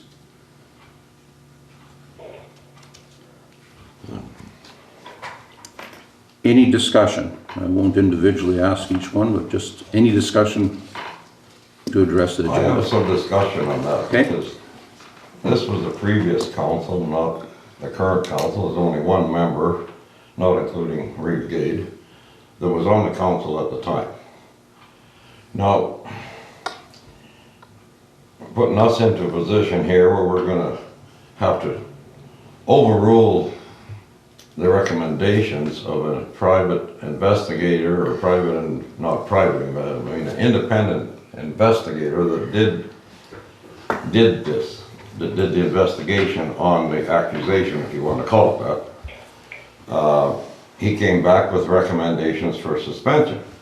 Now, personally, I don't know much about it except what I've heard. I wasn't here, and I'm sure the rest of the new people are you included, are the same. You know what you were told from other people. I can't in good faith make a decision on what I hear from other people. Now, do I want to open this up again like a can of worms and dissect them and get into it? I don't think we need that as a council here. I don't think we need to do that. This has been going on for a few months now. It doesn't seem to have changed anything. In my view, I don't see where anything has changed because of this suspension. So I want to ask the rest of you, how can you make an educated decision, I guess, if you don't know exactly what took place and you weren't here at the time? And this investigator, he's what he calls sanctioned by the province of Manitoba, an independent firm or guy or whatever it is, from somewhere else. He doesn't know it's from a hole in the ground. So, it's not like it's a prejudice thing or biased opinion that he had. There must have been something to his opinion. And from what I understand, the previous council went on his recommendation because Reeve Gade had put in an appeal, and he ruled, he denied the appeal, I guess, and that's why it's still in place. So, I'm not going to vote in favor of something that I don't know nothing about, really. Okay? I would move that we just table this thing.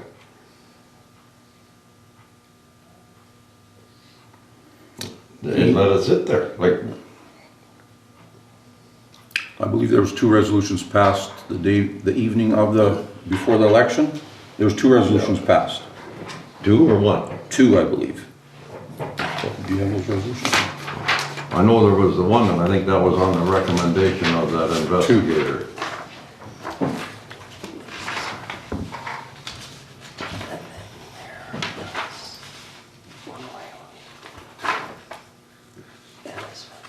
No.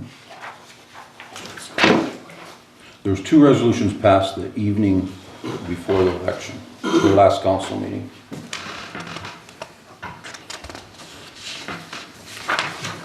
You want me to read these resolutions? Yeah. You want me to read them? Yeah, sure. Okay, resolution 2022-512, moved by Darrell Pierpont, second by Carrie Blosha. Whereas the Council of Swan Valley West verifies that they've received and reviewed the Municipal Code of Conduct Appeals Director's Report, and whereas Council accepts the report as presented in full. Therefore be it resolved, since the appeal has been denied, that Bill Gade is in breach of the Council Code of Conduct, and the sanctions are upheld as defined in Resolution 2022-348 dated June 14th, 2022, and will serve in such time as he chooses to serve on council. And the second resolution is 2022-513, moved by Darrell Pierpont, second by Glenn Foster. Whereas the Council of Swan Valley West verifies that they have received and reviewed the Municipal Code of Conduct Appeals Director's Report, and whereas the Council accepts the report as presented in full, therefore be it resolved, since the appeal has been denied, that Bill Gade is in breach of the Code of Conduct, and sanctions are upheld as defined in Resolution 2022-349 dated June 14th, and will be served at such time as he chooses to serve on council. So this resolution that we are passing, or before us today, is that because of those 2. Yeah, that's what I said, Yeah. because the investigator's report, they went on his recommendation. So this resolution will end that. So, I don't know what happened, I wasn't here, I can't say, so. I think the thing is, it keeps coming back, right? So to put it to bed, we have the resolution, we either enforce it or we don't. You keep saying that it was based on the investigator's recommendation, but I don't think the investigator ever recommended a suspension. I think that was just council's decision. So I don't believe there was ever a suspension recommended. Well, I understand these things go to this. They go to the investigator. Government and then they have this. And he makes a Okay. recommendation, but they don't have to follow it. They pick their own punishment after. I don't believe he ever recommended a suspension. But I don't think they have the right, the council, to suspend without some kind of investigation, right? Well, the investigation took place, but they didn't have to follow his recommendation, which they didn't. Well, no, you never have to. So the suspension- It's a recommendation, but Yeah. normally, is what I'm saying is normally, any time I've been on council, we've normally followed those recommendations. Yeah, so, from any further but when you were stuff. saying earlier that that this is done based on his recommendation, he could have recommended that Councillor Gade said he's sorry, and they said, no, we want him suspended, and that's the path they went. That what happened? Others could speak to it more, but I'm 95% sure. I can also tell you firsthand that I know from other councillors that they did not write those complaints. They were written by others and told to sign them. I can tell you that to the investigator's report, where in one complaint it was alleged that Councillor Gade was the cause of the stress and all the grievances and all that stuff, the employees who were said to be stating that outright told the investigator, no, it's council. It was not Councillor Gade. There is a ton of misinformation in it, and it's just not. Who says it's misinformation? Well, You know what I mean? if- That's what I'm saying. if I have- He said, she okay, said. so this is, here's a complaint against the councillor, and you wrote it. It's signed here that you wrote it, right? And then you tell me that I didn't write that, I was told to sign it, and that's all I did. So who do you believe? The councillor who filed this particular complaint, well, I don't know about that one, but one of them, even told the investigators, I did not write it. They would not retract it. They followed through, even with him saying, not my words. So these complaints are, Well, I'm saying it hasn't changed anything, so why don't we just table it and write it out? Reeve, Gade. So I'd like a recorded vote on the resolution. Okay. I don't believe we can table it because the issue keeps coming up and keeps being a problem. So let's look at quick history of where we're at. We had complaints that were drummed up by a council that was using the code of conduct in what the province of Manitoba is called a weaponized way. The code of conduct was used to punish me for being me. Former Reeve Galloway admitted at this table that he lied to the public, that he lied to the investigators, and he did write the complaints. And then he told other members of council to sign them.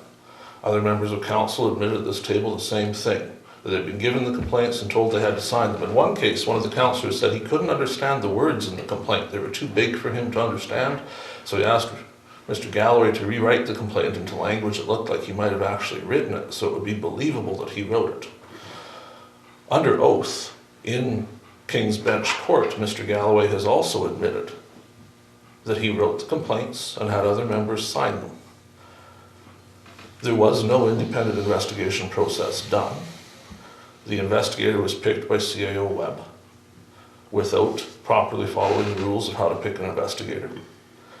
The investigator was then told not to speak to me, not to allow me to have any input on the investigation.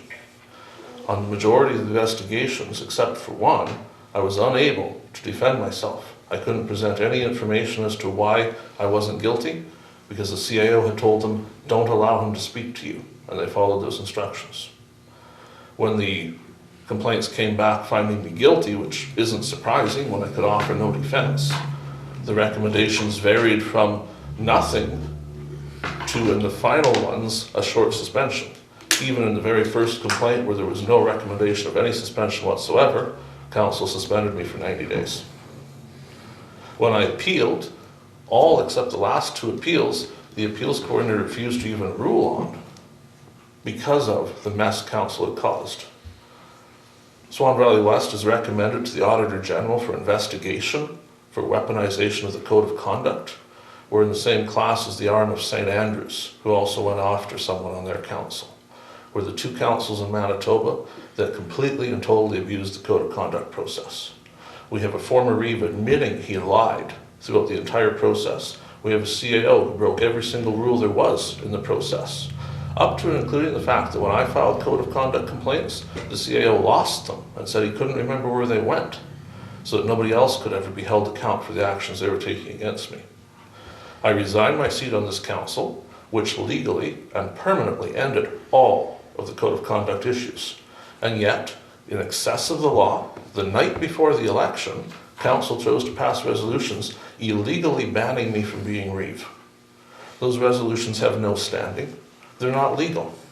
They should have been ignored, but that didn't happen either. Our current council saw fit to appoint interim CAO Hawkins, who then undertook, with presumably the permission of someone on council, but it certainly wasn't me, to try to have me removed from council. She made requests to the province of Manitoba for help removing me from council. I understand she contacted a lawyer using municipal money to ask for help to figure out how to remove me from council as Reeve, because she determined I was suspended and it must be dealt with. This isn't going away. We're wasting time and money on it, and we need to put it to bed. Tabling is dumb. Let's have a vote. It's very simple. If you folks believe I should be suspended for 210 days, vote yes. If you think this is stupid and we should move on, vote no. We can't as a council present a negative resolution. We can't present a resolution that says Bill Gade isn't suspended. Our only option is to present a resolution that says Bill Gade is suspended, and then if we don't want that, we defeat the resolution, and it's a done deal, we move on, it has no effect. But we have to do something, because we can't keep spending money on this and wasting time on this. We've got to move on. We've got more important things to do here than every week having another go at, is he really the Reeve? Oh, well, let's see what we can do with this. Let's take him to court like that. Like, this is dumb. The previous council wasted hundreds of thousands of dollars on this stuff. We can't go down that same path. I'm going to abstain tonight because it's a code of conduct issue. I am allowed to speak on a code of conduct issue, but the rules say I'm not allowed to vote on one when it involves me. Okay, thank you. Any further discussion? Councillor Blosha? No. Any further discussion? Just so I got this straight. If we vote yes on this, that's to keep the suspension in place. Is that correct? If we vote yes on this, I take it that Reeve Bill Gade is suspended from his duties as Reeve. And you'll have me sitting here. You don't want me sitting here.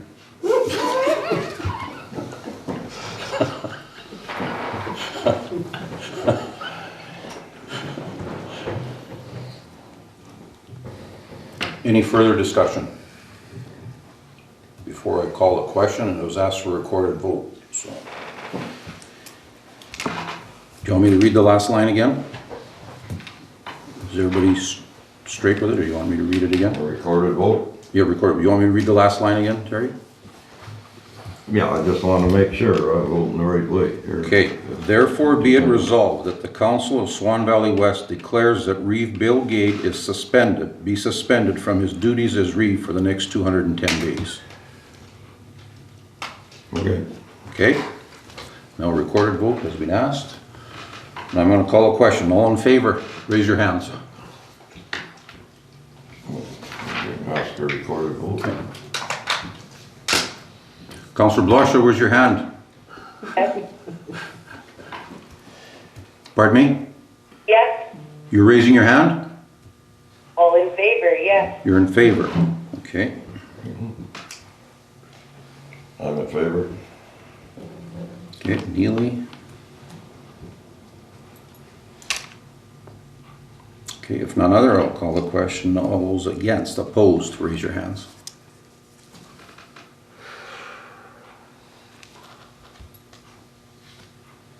What are you doing? He could also abstain. There's three options.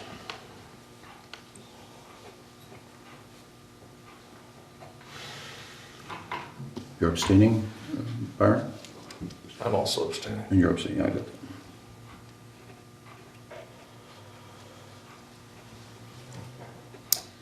Okay, in favor is 2, opposed is...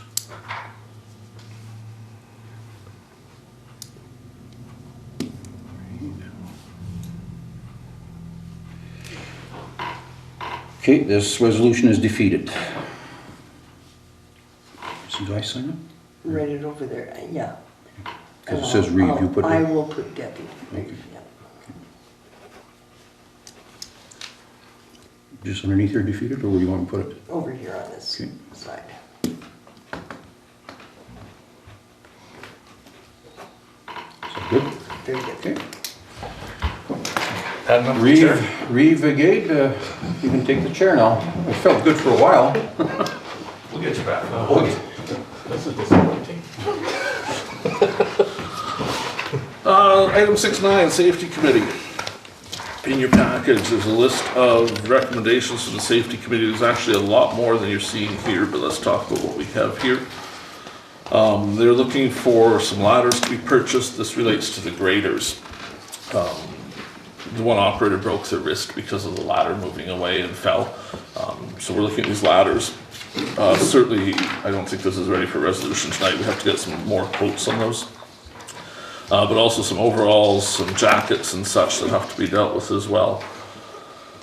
There's quotes being sought for a second egress door at the Swan River shop. There's only one door at the shop currently, and we should have 2 according to the safety folks. We're also looking for some radios to be replaced. First aid has been scheduled for 2 groups on December 19th in the Swan River, the 21st in the Benito Fire Hall. The rest of these pages are the quotes and such. There's not a resolution, is there? No. No, okay.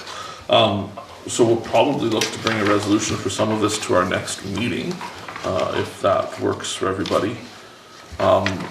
In my report, I have a more extensive list of what was discussed at the Safety Committee, but that's a good start for what they're looking for immediate action. Just about $4,000 worth of items.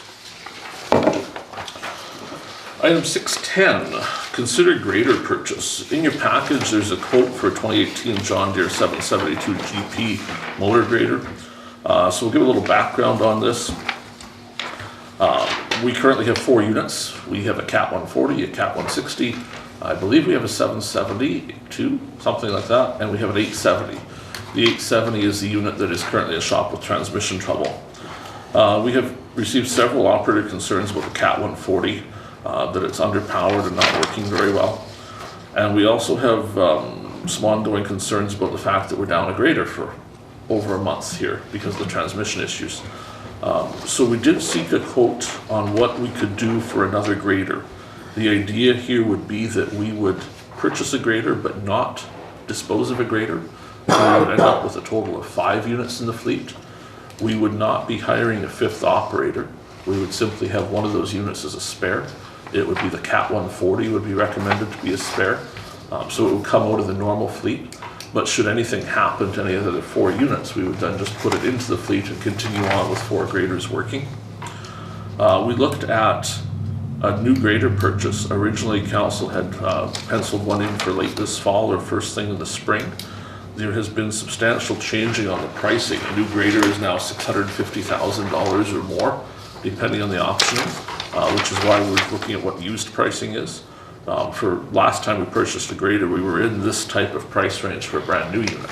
They've gone up by about double in the last little while. This particular grader is from the RM of Prairie View. It has about 5,800 hours on it. It has warranty to 6,000 hours. More warranty can be purchased. The price is $16,500 for an additional 1 year of warranty or 1,500 hours, whichever comes first. It would be serviced and ready to go, so any warranty issues would be dealt with before it came. It's in general business. It probably should have been in discussion, but it doesn't make really that big of a difference. I'd like to hear thoughts from everybody on this. I can speak to the budget part of it. I've spent 3 days going through our finances to figure out where we are. Short answer is we could afford to purchase this if we wanted to. So that's not a particular concern. There are reserve funds for a grader purchase, and there were additional funds to be set aside for grader purchase this year. So between the reserve that's there and what was budgeted for the grader, this would fit within it. That amount is... What was put in reserve this year, 200,000? 250,000 was added this year. 250? 250. And there is 159,871.35 in reserve. So the reserve account essentially holds $409,000 right now for grader purchase. 409. Don't we usually trade in a grader on a new one? Typically, we usually do. We've And always done it in isn't the past. warranty kind of important on something like this? It Seeing can that be. we're fixing a transmission? So, yes, the historical view has been of council to always keep all machines under warranty. And certainly that's been done off and on for a few years. As of late, the machines have been falling off of warranty before they're traded in, which has caused substantial reductions to the trade-in value. So the trade-in value we've been seeing is about $80,000 when we trade a grader in. This one we're getting, does it have warranty? This one has some warranty left, 6,000 hours, so it's got about 200 hours of warranty, and we can purchase more if we want to. You said 16,000 for a year? 16,000 for a year of warranty. The thought process, I spoke to a few people, one of which for several years was in charge of a fleet of these machines, and their thought was that they would never go down the path of trying to maintain warranty on them, because the warranty costs so much compared to the repairs. To speak to the transmission on this particular one that we're dealing with right now, it was operator error that removed the transmission from it and caused the damage. So there's some question about if it would have even been a warranty issue if it was covered. That particular grader isn't. But the warranty coverage, if you were to purchase a new grader, by the time you pay for the new grader at $650, it doesn't have the warranty. The warranty is about another $100,000, so you'd be up to $750 or so for the grader. The price of the transmission, we're looking at, even at the high end, $80,000 is probably cheaper to fix than it is to trade a machine in and buy a new one just to have the warranty on it. Transmissions are usually the most expensive thing we've ever seen. We've done a couple of them over time. But the thought was that we would give consideration to having a spare unit because even the 870 that's in the shop right now, when it comes out, it still won't have any warranty on it because it's off warranty already. So it'll have About 6,000 hours of warranty? we've usually bought 7,500 hours. 7,500. Yeah. And at one point, graders were getting traded with a few hundred hours of warranty left on them, which raised their value. For us to be able to do that, we'd probably have to purchase a grader every 18 months. And at current pricing, it would be tough to do that without. 700 something bucks. Yeah. So how many years of contracting with $325,000 or $381,000 by us? It's an interesting question. What are we paying for grader contract now? About 150, 200 an hour? 200 an hour? So we buy us 5 times 315. A winter almost? It must be more than that. Calculator time. If we take 381,000.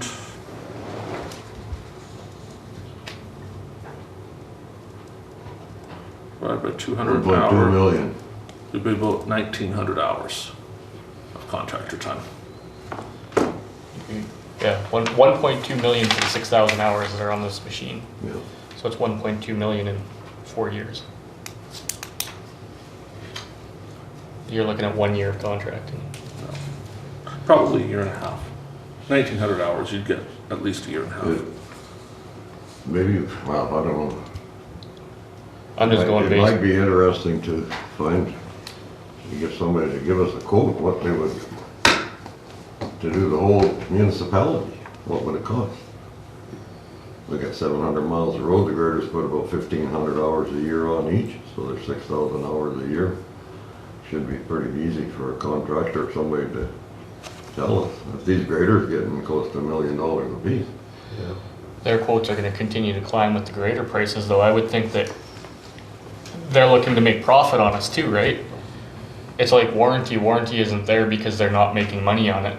So they're making, I don't know, I think we're maybe in a better boat. Well, I think like, I know out in Alberta, a lot of their roads are done by contract. It's not, Mhm. the municipalities don't own, Yeah. they contract it all out. So I just wonder, why do they do it? You know, they do it so maybe there's an advantage to it, is what I'm saying. But these graders, you know, another 3 years are gonna be $900,000 a piece. Yeah, And that's just me, to me, I would think Your $200 an hour is gonna go. Yeah, it's gonna go substantially up too, right? But when you take in all the other expenses that go along with operating our graders, shops, manpower, Okay. and everything else, how does it work out? so with that train of thought though, you have to go down the path of, are you willing to let all the operators go too? Right? What would we do with all our staff? Well, I don't know, I'm just saying, So- maybe they could work for the contract. What's that? What do we have, 3 grader operators? 3 today. Normally Three, we have usually 4. four. We have 3. Yeah, but I mean, right now, hired on, we have how many, 3? 3 people running during the day, but might be getting casual or spare. Like, we're looking at a potential solution too to some of our snow problems. There's a 5th grader sitting, then when we have a big snow event, we'll have a casual operator could come run it and help clear roads or stuff like that. In prior discussions, it had been mentioned that the resale would still be in there if it didn't work out for us. I'm leery of the increases that we'll see with how fast stuff is climbing. It's kind of crazy. Oh, go ahead. No, I just wanna say, I like the idea of keeping our 4 and buying the used one. The reason why I say that, we have a mulcher. The mulcher somewhere, it's either in Swan or in Durban. And I have a lot of roads in the north end, I don't know about yours, but the road shoulders are higher than the road It's called itself. the secondary ditch, right? Yeah, and like, I mean, we could have a man on that machine with the mulcher all summer, building up the roads, they like cutting the roads and mulching them up. We could have a man running that machine. I don't know which one is plumbed for the machine, for the mulcher now. You got a 160, 140. I don't know which one, do you know which one was plumbed for that mulcher? I don't remember. Don't remember? I don't remember either. But there's one of those machines that are plumbed for that mulcher. So I mean, we could have a man on that machine, because just leaving the mulcher unhooked and waiting for a grader to hook onto it and do some work, you don't have time. Like, you don't have time just to grade our roads, period. So I mean, this machine, we'd hire a guy seasonal for the summer maybe, or whatever, and run that thing all the time. That's his job, is pulling up the shoulders and mulching them. That's why I like that 5th machine. That'll save roads. Yeah, because the way we are now, I don't know if that mulcher was used in the last 4 years. I think we've got 5 miles on it, Brian. Yeah, I know. We bought it. Yeah. Test run. Yeah, I don't think because I've like I ever say, done the it. machines were busy grading roads, they never had time to to hook up to the thing, do other things, but I'd say we look for a good used one, if this is a good one, or if there's other ones. Is that just one we have? Just one? So there were 2 available. 2? Prairie View traded 2 in on 2 new machines. Okay, The first one sold within the first day. okay, So this one's being held until tomorrow morning. So if we don't choose to purchase it, it will not be available after today, which isn't meant to pressure us, it's just the reality is that the used machines are currently selling immediately because of the price of the new machines, everybody's going to buying used ones. what's that? Right? I spent some time looking online for stuff. There is not anything out Good, there. nothing ain't good. There's nothing. Anything that's good's picked up, like for the price. You're gonna drop back into the 2013s, and it's not online by any I means. said years ago it'd be a good idea to have a spare grader. Well, our number one complaint is roads, right? Everybody's on us all the time about our roads, the snow, the gravel, everything. We're a big municipality. Yeah. And we don't have a Well, a ton good of iron. example is right now, this one's been down, what, 2-3 weeks, the one before that had death problems, I mean, we were down, and mind you, we didn't have the manpower to run them anyways, but if we did have the manpower, we would have the machine, right? And especially if it's a bad storm. Yep. You know, I wanna go back to if we contracted it out, let's say, the roads would be done in half the time, because those graders don't play out, they just get thirsty. You know, and the contractor would have 2 guys on that grader on 12-hour shifts, and it would be done in no time. if he wanted to get the contract the next year, he made darn sure he did a good job this year. I think Just an idea. I'm not saying we have to do it, I'm just, there's definitely merit to pursuing that, I think, like to investigating it, Yeah. in the word. In my initial thoughts, I just think to myself that any contractor that wants to make us primary is gonna have dedicated equipment to make sure he comes to us, and we're just gonna be paying him the cost of the equipment plus a little bit of extra to pad the pockets and make sure it's maintained. what we're paying now. I think- Okay, we're paying employees, and I'm not trying to put anybody out of work or nothing. I'm just saying, we're paying employees, we're paying some of the repairs, that we're not like this one. And we're paying for the graders. Yep. You know, you're paying for the shop, you know, just these kind of things. Now, how would it wash out if? It wouldn't hurt to invest. That's what I say, I think to investigate makes sense. On the surface, I have a hard time seeing, because we're not supposed to make profit, so if it costs $1,000 to do a job, it should be $1,000 to the ratepayers. Whereas if it costs the private guy and he does it exactly the same for $1,000, he's gonna charge us $1,400. Right? That's just my initial Yeah, thought. we don't That's know it. that until we ask somebody what the price is. When we figured this out last time around, a couple of years ago, I was big on the chase down the numbers of what it actually cost us to run these machines. Yeah. And at that pricing by new ones, which was about the same as this pricing now for used, we were running about $50 to $60 an hour for the machine itself, from what it cost to buy the machine for the life of it. Wages. And then the wages were less than $30 plus some fuel. So we were someplace in the neighborhood of 110, 120, all in, Yeah, for running the machines ourselves. but we got $2 million, which is gonna be $3 or $4 million tied up here. Well, that included the machine. Like, that included the price of the machine in it. Yeah, but then you obviously got the that machine's money getting tied more. up. But anyway, yeah, well, I mean, And we were, how much on an hourly quote? 200 right now. My view of it is, this is gonna sound horrible, but the number one thing that we should be doing in the municipality is looking after the roads. Yeah. You know, everything else is extra. What we're here for is roads. I wanted to mention that, I'm glad you did. And if we can't keep the roads good, what are we doing here? You know, and we're in a position where, you know, we won't have the money until late next year to buy a new one, if there's still 650 then. And if they go up another 100,000, it'll be more challenging. I would really like to see us put some priority on roads and make it so we always have 4 machines out working. I think our staff will have some flexibility in the near future to work those longer hours. We'll have some casual people. I would like to see us running double shifts when we do snowstorms. I think, you know, later this week when we see that snow event, I would like to see us run daytime with what we have. We have some casual operators we're going to talk about tonight. I'd like to put them in the grader overnight, or even we'll talk to the staff. Maybe the staff want the evening shift, because it's a little easier when they know where the roads are. But I think we need to be running 24 hours a Because day. this last big storm we had here, the school buses didn't run for 2 or 3 days. That did not go well. I mean, we're not too popular. No. And by the time we finally cleared them, they blew in again. So it's- To me, any money we spend on fixing roads is good spent money. I'm Because not we need to opposed make, to, I'm not opposed to buying that grader, and we'll look seriously at buying another one late summer, fall, or whatever, if we can afford it. If not, we still got units that can roll. Councillor McGregor, you have been very quiet. Yes, well, like you said, definitely the roads top priority, and the last storm was a bit of a disaster. Actually, more than a bit of a disaster, my phone was ringing pretty good, I don't know about yours, but. I don't phone, my wife wants to, but I don't. No, see, I got quite a few phone calls about it, and I like the idea of another machine and having a backup, and if we can utilize that other machine. I agree with, Casual, I we agree need with to Brian do. too, the Yeah. vulture on it, you know? Yeah, we need to do it, I think so. Councillor Burick has a thought, but let's hear from Councillor Blosha Oh, sorry. first, because we haven't got her to speak the first time. Yep. Councillor Blosha, are you there? I'm still here, yeah. Okay, do you- I'm just thinking it over. Okay.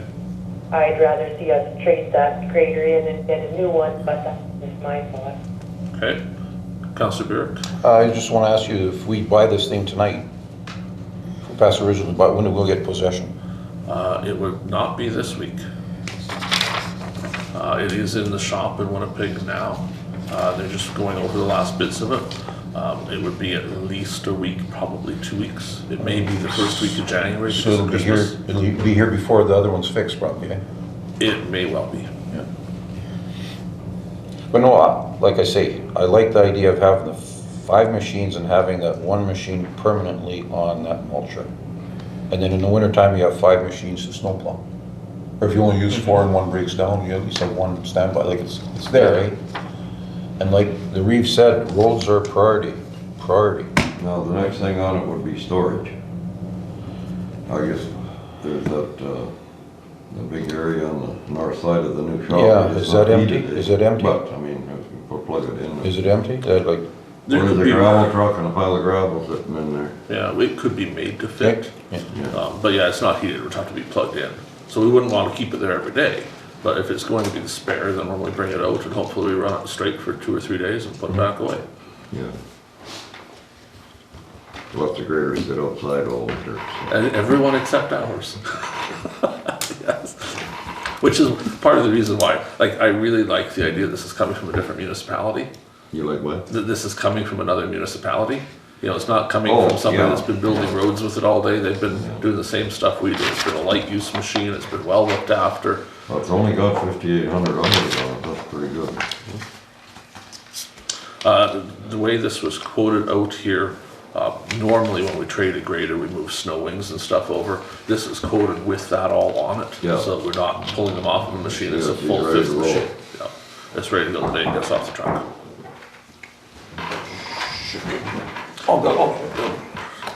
Do we want to entertain a resolution for it? That's gonna suck our count right about dry, eh? Yep. What the regardless, you know, I've polled them about the 772. They're happy about that. They would prefer the 140 to become the spare. They wouldn't mind if it was an 870, but there are no 870s available at the moment. So they're tolerating a 772. I see Mr. Bobick has joined us. Could you share, Mr. Bobick, your thoughts for a moment on a 772? Would that be an okay machine for the municipality? You know what, a 772, there's nothing wrong with them, they're a great grader for grading. The 870 actually is a bigger machine and is really good for snow removal. It all can be done, it's just, they're a little underpowered, I spoke with lots of guys that run 772, they like them, they're a good machine. It's what's available, not sit up here. Look. You go. Just came here. What a mistake you made. Fun. I don't know if you could hear him, Councillor Neely. You probably couldn't. He was saying that an 870 would probably have more power. Yeah, they're bigger horsepower. I think they're 260, and probably the 772 is 220. So, but I mean, it's just one size smaller machine. That's all. But like I said, grading in the summertime is not a real power issue. You're doing 3-4 mile an hour. Wintertime, you got to do 30 mile an hour wide open. The better it is, the heavier the machine, the better it is. So, and again, you could go to an 872 and you get 6 wood. It just keeps getting better, but it'll do the job. Snow doesn't know what the machine is. So. Well, we don't always have 4 feet of it either. Exactly. But, I mean, yeah, no, they'll work fine. I actually just spoke with an operator that's running one right now and that used to run an 870. He likes the machine and he's just a little underpowered, but he's come down one, so, but no, they're fine. So you think this 772, I guess so. I don't know what it's spec'd out as. we're contemplating buying a used 772. Okay, yeah, that's fine, but I mean, what's available in the market and your finances, I don't know, but I mean, that's. But I mean, it'll do the job, right? Yeah, exactly. With the one way. Yep, yep, yeah, oh yeah, it'll plow snow. It'll go. Like, I mean, if you get nasty winters and you're gonna get it real hard, that doesn't happen you all get the the time, but at the VA same time, you have 870s, you have 160s, so, you know, that's. It could be in the hills or mountains or whatever. Well, this would be a spare one, maybe put the mulcher on in the summer and stuff too. Yep, that's, Do you remember which machine was piped up for the mulcher? the 140 is right now. 140? So it's our 140 then with the Yep, mulcher. it has got the mulcher. That's the 140 that the crews are kind of hoping would become the spare. So that had the mulcher. Yep. So that would be perfect for what you're proposing. It's, yeah, it's Put plumb. the mulcher on it, leave it on it for the summer. Yep. That's- How much was that mulcher used? Do you remember? Was it a day? Was it 5 miles? Good or- question. Was it 5 miles or 6 miles? Yeah. That's in another lifetime. I don't remember. Okay. You know what, there's good points to the mulcher and there's bad points. We ended up, I read an article on it, we did it on a couple roads here. We picked the rocks out of the roads with it, and I talked to Capital I who builds it, and it's made, it'll go down about this deep and it'll kick them out up to this big. We did 4 miles on 216 there. Okay. We kicked all the rocks out, rode them off, and anything bigger than that, when the grader just popped them up the corner of his blade. And even bigger than that, we just had the backhoe come around. I think it took us a week, we did 4 miles, so it has its places. I'm not a fan of mulching sometimes because there's a reason that's in the ditch. It should stay there. Like we're trying, you know, But what about the secondary ditch? That's the thing, That's what Brian. I was talking about, this ditch. You know on the that side of the 8-inch shoulder? lip along the edge that holds the water? Pull them up and mulch it. Until you do 1,000 hours in the grader, you will understand why that's there, okay? They're always looking for material, okay? So they need to take something. They have to take something, so they leave that there. Sometimes your secondary ditch is really good in the fall, because what they'll do is they'll lay their windrow over there and just split it out. Then when the wind comes along, it don't take it. It's tucked in there, and in the spring they can grab it and bring it back. But it's no good all year round, though, with the rains and that. I mean, you can mulch a ditch, yeah, you can do fine and do that and get rid of that, but I mean, if you got this much base, you won't have that. But when you got that much base, When you got a sand base, that's all you got. they're always trying to grab material. They have to have material to work with, so that's what they're doing. They're not cutting that just to leave a ditch there, there's a reason they're I cutting. wanna use the example of the cement plant, from there to Sheldon Brokenier's corner.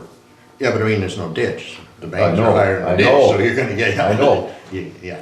But that's a good place if you wanna see what one is, drive down there. But I mean, It's a You primary ditch. yeah, not the you secondary. could tell the grader man not to leave that, but he isn't gonna do any grading either, cause he's got nothing to work with. Yeah. that's Where's he all. gonna get it from?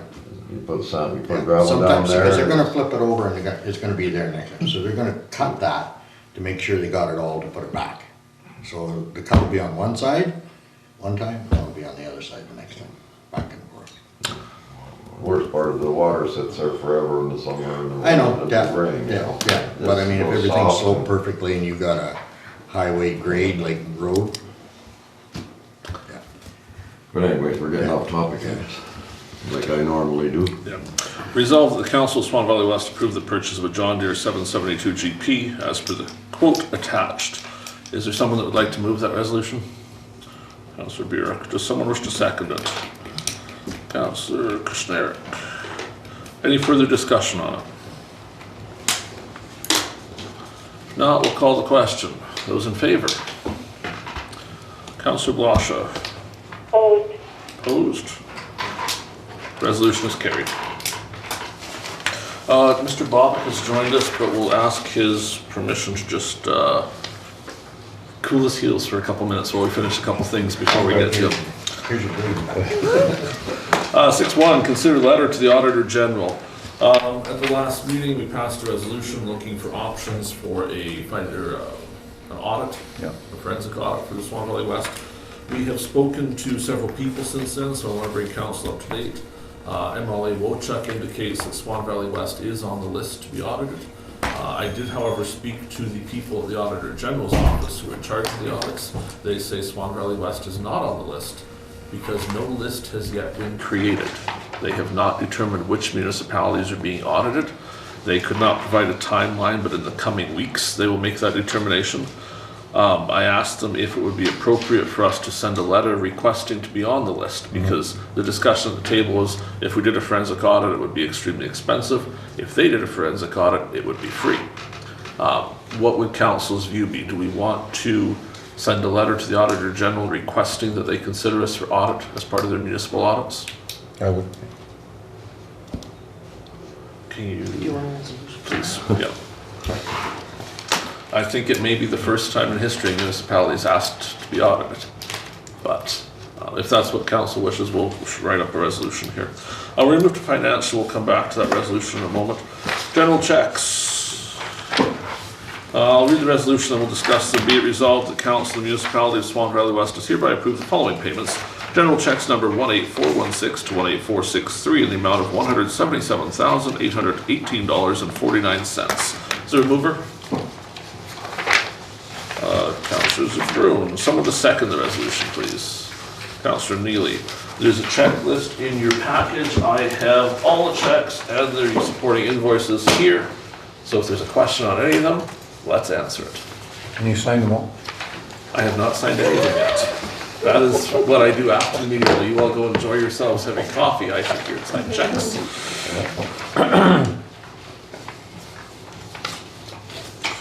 Notable checks in the package that you might be wanting to know about is there's a gravel check in there for 5,000 yards of gravel for $29,000. There is some other gravel there, some adjustments on some yardages used for 16. Receiver General's there, that will go on time, so there's no fine. There's also a $24,000 payment for electrical work at Thunder West Fire Hall. The invoices for that, sorry? That's this one. Yes. The invoices for that are dated September, but they appear to have been held back, so they weren't processed prior to now. They were only received by Swan Valley West on the 15th of November. So they're a couple months late coming, but it's $24,000, which is adding to the fire hall total again. We have an updated total for you a little later on in the meeting of where we're at now. Check 18,421 to the rec center. Is that mailed to them or? It is sitting here. Okay. Would you like it tonight? Oh, it doesn't matter. Because Yeah. we could after the meeting, if you have 2 seconds, we'll sign that one. You can Okay. take it with and get it to them. Perfect. Any other questions about the checks tonight?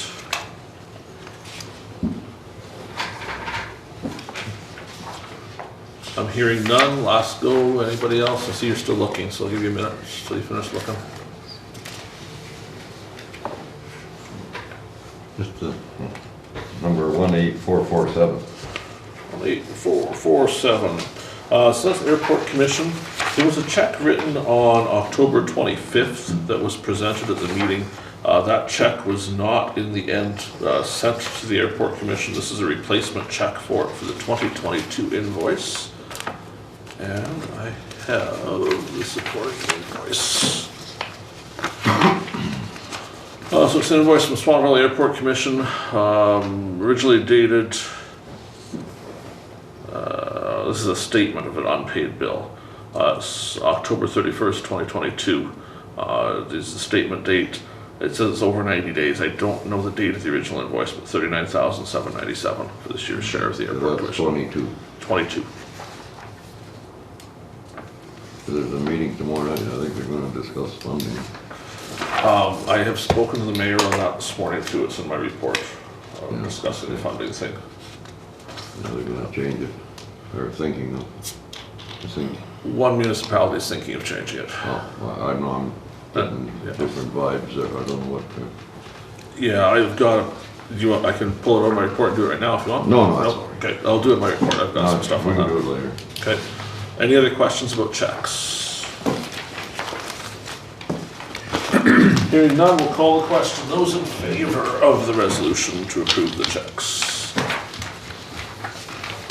Councillor Blosha. Yes. Councillor McGregor, I haven't seen your hand yet. Is it yes? Okay. Thank you. Resolved that the Council of Swan Valley West write a letter to the Auditor General of Manitoba requesting to be included on the list of municipalities to be audited. Is there a mover? Councillor Burick. Seconder. Councillor Kushniryk. Any further discussion on that resolution? I guess as a council, we've decided we're gonna do this, well, anyways, or what? I don't think council's decided we're going to for sure. We were to look at options to do it. So one option is having the Auditor General see if we can get on the list and have it done for free. The other option would be looking for quotes for how much it would cost. Initial quotes were Yeah, substantial. But I mean, I'm all in favor of having it done or nothing, if that's what council decides they're gonna do this. We haven't really decided that, have we, at the table? We should have the discussion now if there's questions about it. Presumably, if we send this letter, they may well put us on the audit list, and we've certainly heard anecdotal evidence from several places. My understanding is that the minister in charge of municipalities has had substantial public concern expressed to her in various forms about our municipality, and all of that concern was forwarded to the Auditor General for review. The MLA has indicated that he has received substantial concern about the operation of Swan Valley West, and that too was forwarded to the Auditor General. The order in council only provided that Westlake Gladstone had to be audited, plus other municipalities. It was expressed to CAOs earlier in the year that all municipalities would see some level of audit. The question was what level. So some municipalities may just see a very cursory view of show us the resolutions for one meeting and let's see if they look normal, whereas other municipalities would experience a full forensic audit. We don't know, even if they did it, what kind of an audit they would do for us. We don't know until Right. they make that decision. They indicated that once the decision is made, they would contact us and tell us if we were being audited and to what level.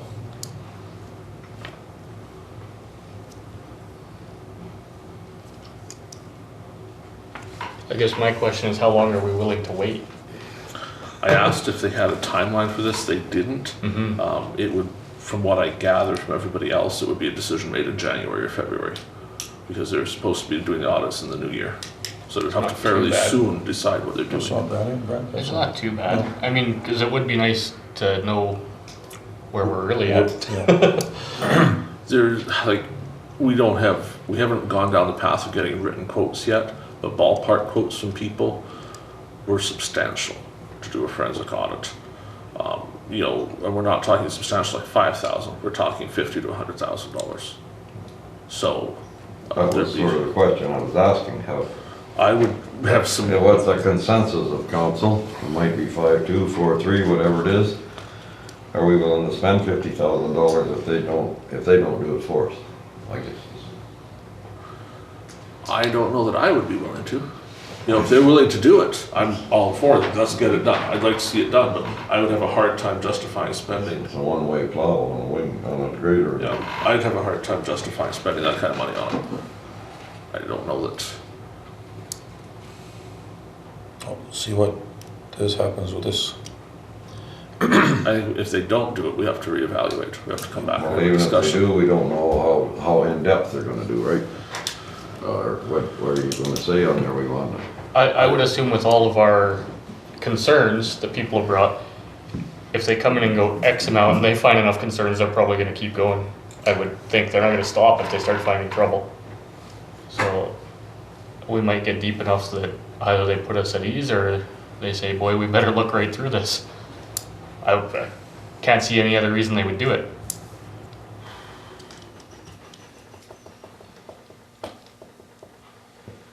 And the reason we wanna do this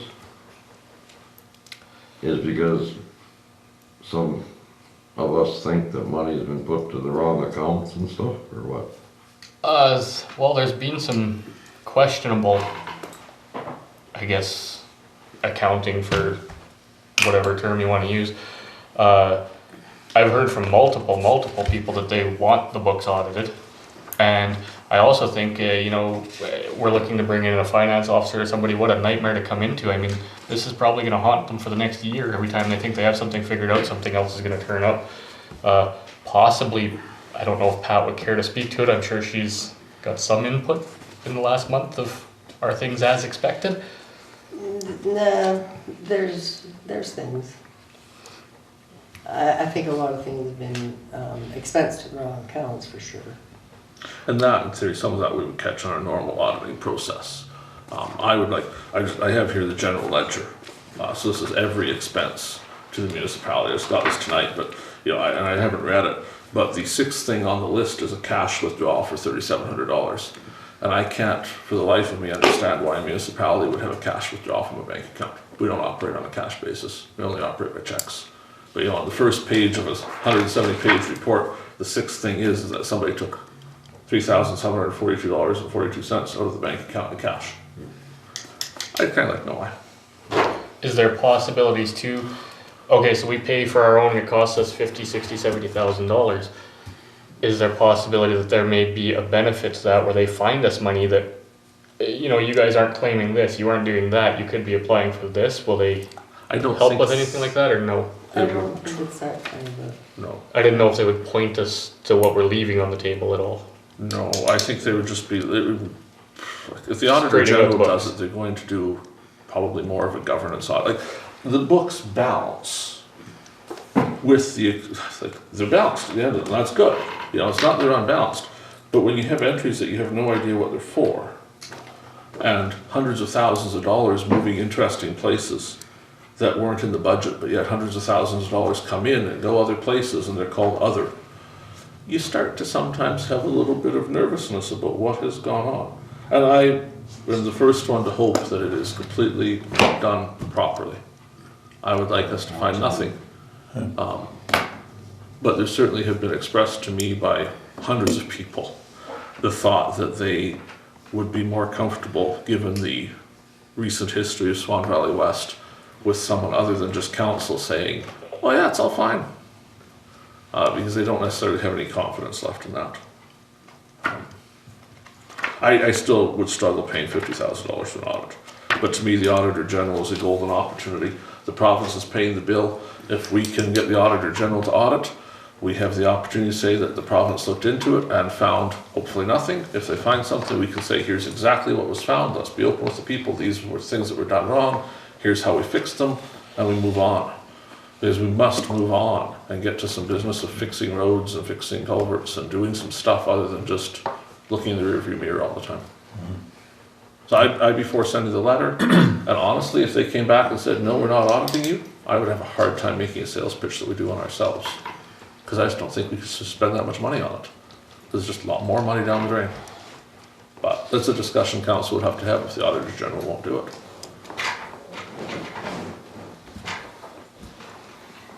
Anybody else with thoughts?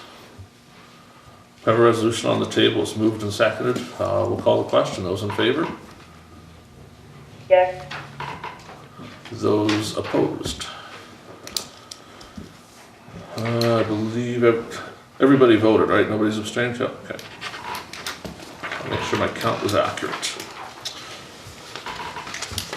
We've done general checks. We have no payroll checks tonight. We have no indemnity. Bank statements for October, November. You guys have just a one page, I think, in your package. Those are just for information. We're not passing a resolution on it. It shows you the actual cash balance of all the accounts. We do not have tonight the ability to offer you a reconciled bank statement. That will come in the near future.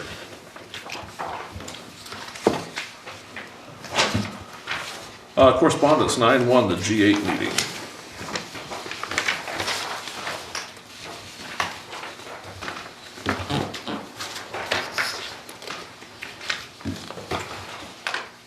Is it in the package? Does anybody else have the G8 meeting? Oh, I don't think I put it in the Okay. package. Then I'll let you explain. I was just going to speak to it to say that it is scheduled for February the 6th. February 6th? And so they'll be forthcoming with an agenda closer to the February date. 6th? February 6th. Where's it held at? Swan River. Swan River, Swan? yeah. If anyone has agenda suggestions for it, the town is looking for them in the next couple of days. They would need to be in fairly soon. That should be G4. It's G8. They're inviting, Oh, I see. The Okay, additional yeah, neighbors. School division. Uh, Are they still in there? I believe the invitation list is the 4 municipalities, Wesquisipic, Saptaquayak, Pine River, and the Oh, okay. Manitoba Métis Federation. Oh, And then there's a G4 agenda following that. Number 9-2, Swan Lake Watershed District is hosting a come and go meet and greet. That's on December 16th, 10 a.m. till 3 p.m. Each councillor receives a goodie bag if you should go to the Watershed District that day. If you do not attend, the goodie bag will not be sent for you. You only receive it by attending. They would certainly like to share information with you of what the Watershed District does. If you're not, I know 3 of us are already on those committees, but if you're not, it would be good for the additional people to drop by and learn a little bit. It's a very valuable program, and they would love to share with you.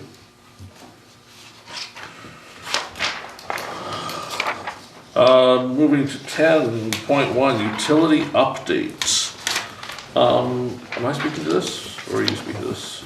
I didn't really know. Well, you're welcome to. No. So there was a utility billing cycle that was started in October. And so I just processed it and just mailed the bills out, well, some last night, and I have some to drop off tonight. But somewhere, just after I retired, the billing cycle got changed. It's supposed to be billed in quarters, January, February, March.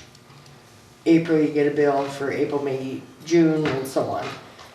So you prepay the service and you post-pay the consumption, if that makes sense to you. And so at the time when it was changed, the following billing showed a $36,000 total, as opposed to what's normal is around about $20,000 for a billing cycle based on, it's usually between 190 and 200 people on the water.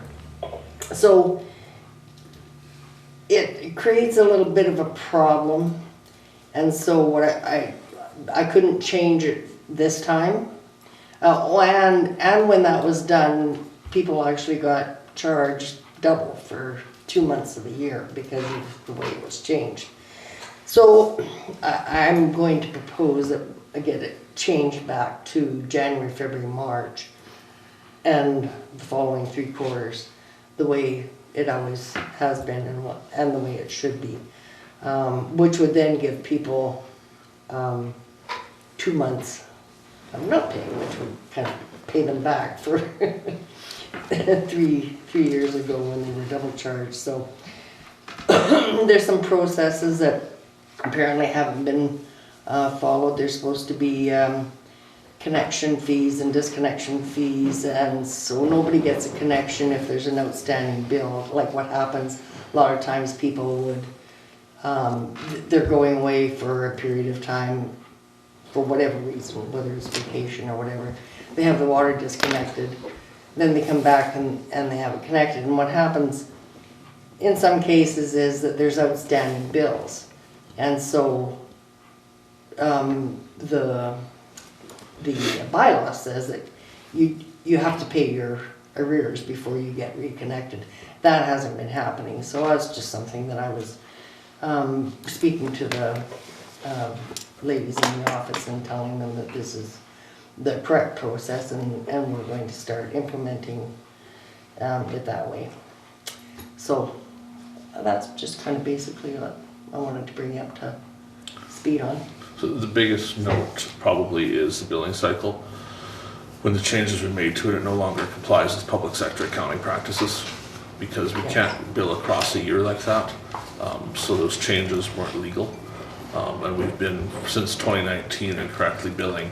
The biggest issue that it caused was the double billing of 2 months. And if you go back to that time frame, most water users in Benito at that time expressed concern that they felt they'd been double billed, and council's answer was no, they hadn't. It turns out they actually were. So we're going to work through the process on solving the fact that they paid for 2 months that never existed. And get that all sorted out as we sort through all the rest of these water issues. So just information for now. 10.2 spare grader operators and contractor list for approval. This is in your package. There's a couple names there for spare operators that have expressed interest and are willing to grade for us. A couple snow removal contractors. We wanted to get council's approval on this because we promised we would make sure you were aware of who they were and that you were okay with it. Resolve the list of spare grader operators and contractors as per the list attached be hereby approved to be called upon when required in heavy snowfall events. Is there someone that would move that for us? Councillor Neely. Someone that could second the resolution.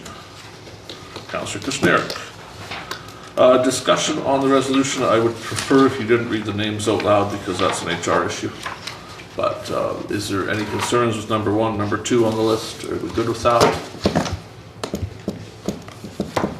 Good. Okay, hearing no further discussion, we'll call the question. Those in favor? Councillor Blosha. Yes. That is carried. That brings us to committee reports. We'll go through those fairly quickly because Mr. Bobbitt continues to wait on us and we promised him 9 o'clock. Let's start with Councillor Zbirun. I know he has some stuff to tell us. I attended a great board meeting last night, and they just discussed the no New Year's dance, workers for Family Day, set a date for the bonus field, and they want to change from MTS over to Westman. They figure they can save themselves about $90 a month.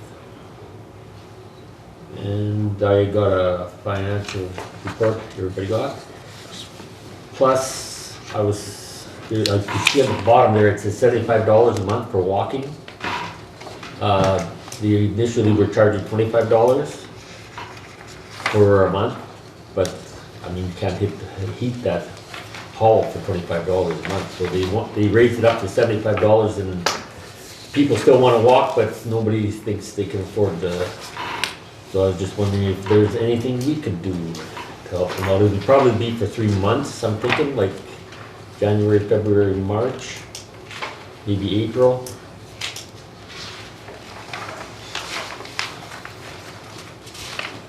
This, they never requested this. This is just something I just thought that I would bring.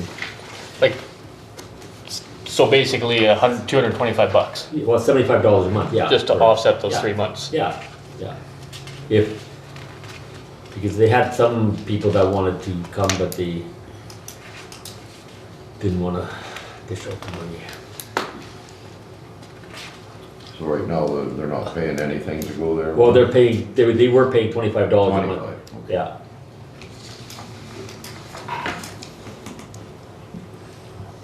So it's up to you guys, whatever you think.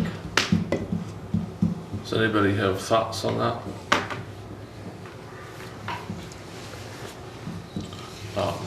I know every time I come back from one of their meetings, I'm like this. But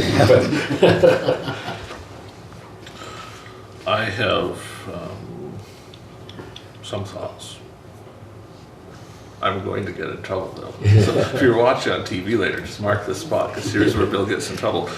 So far this year, we've contributed $44,380.77 to the Recreation Center, in addition to paying their water bill.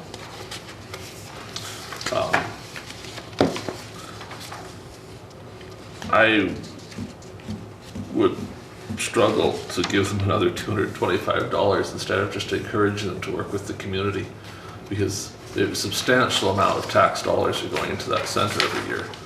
Surely, if the good folks of the community want to walk around in there, some sort of arrangement could be made where we don't limit.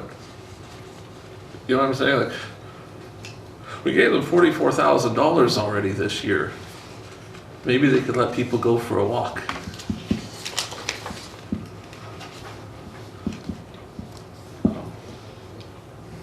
I'll stop there because I'll get in more trouble if I say much more. How do they do the walking? Like, do they? put them together. It would help, but like, does somebody have to go then when people ask and open and close? And, Well, yeah, they out for a certain night. that so they go- pick a night, yeah. Not a daily thing. No. I don't think so. That's not for $75. You wouldn't keep No. that place, so. Okay, I'm not hearing consensus on that, so if someone wants to bring a resolution for it, we certainly can. Somebody would have to say they want to, we'd get one written up. Does anyone want to bring one? Or it would be for $225 additional donation to cover the cost of walking. I'm not seeing anyone saying yes immediately, but if you guys want to do it, you're welcome to do it. You Make a just motion. have to say yes. It's not much. It is not much. I'm just so. We haven't seen a good budget for where we're at, where anything's at. But $225. I'm even questioning the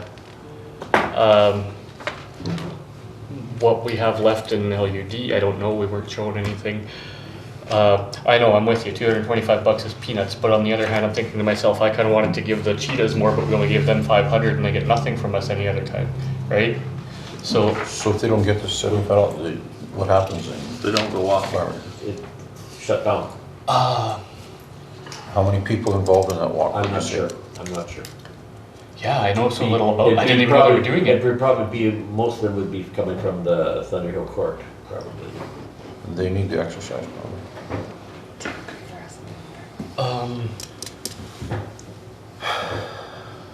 We soon have spent more than $225 of council's time on the discussion. So please. make a When do they decision. start the walking? Is it going now? Yeah, well, we got this going, For 3 months, you said? well, that would be left for the other this year, eh? No, I'm just checking. this is a committee report. I'll make a motion. Okay, a motion will come Motion. forward after committee reports. Any other discussion on committee reports, Councillor Zbirun? No. Councillor Kushniryk?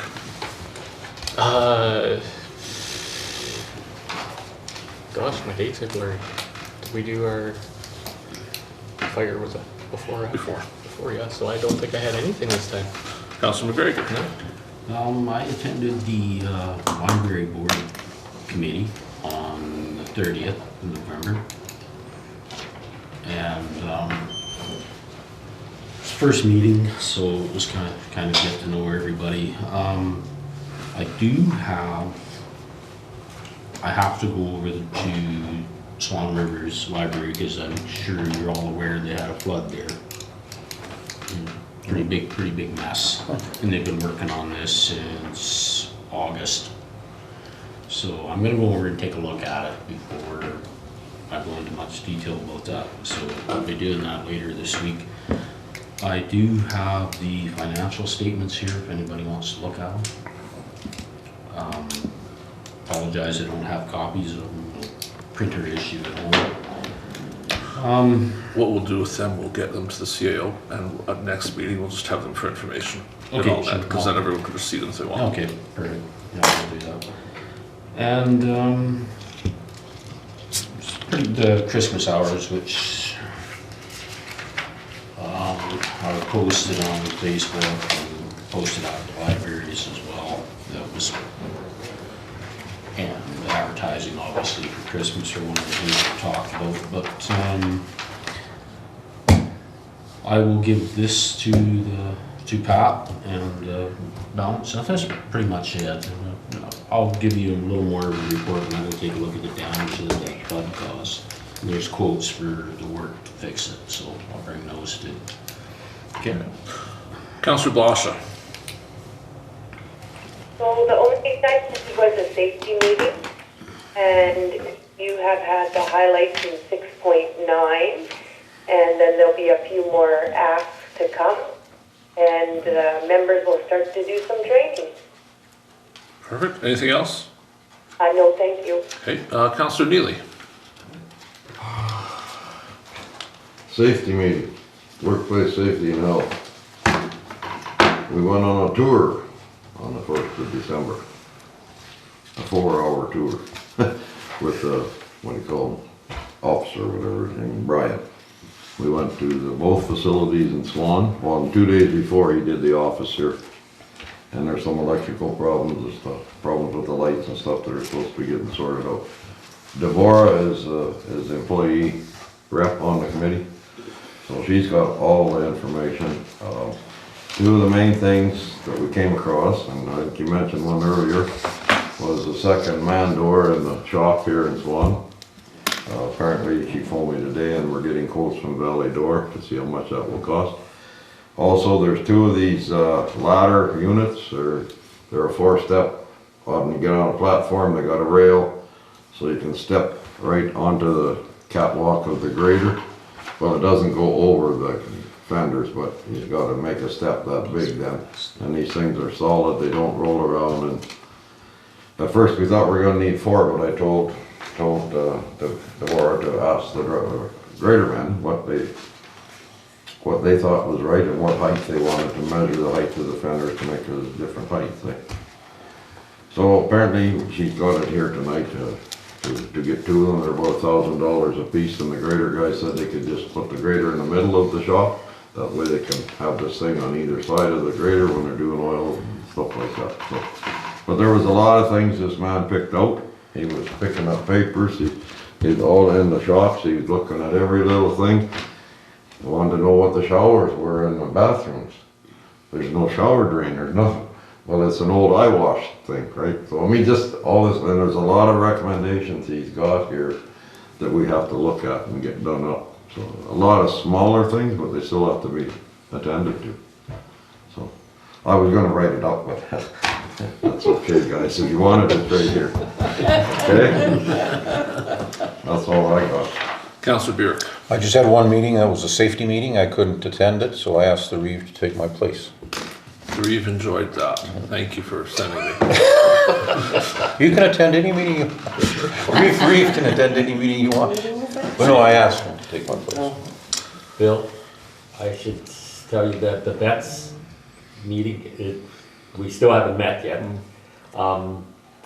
First of all, they came and they told me they wanted it on a Thursday, and I said, fine, we can have it on a Thursday. And I had other obligations that I moved to Wednesday. And then 2 days or 3 days before the meeting, well, they can't have it on Thursday, they want to move it back to Wednesday. I said, oh, sorry, I said, I can't keep swapping things around. So we still haven't had a meeting, and when that's gonna happen, who knows? Okay. Reeves report. So, we met with the town of Swan River. We took the fire committee, which is Councillor Zbirun, Councillor Kushniryk, and myself.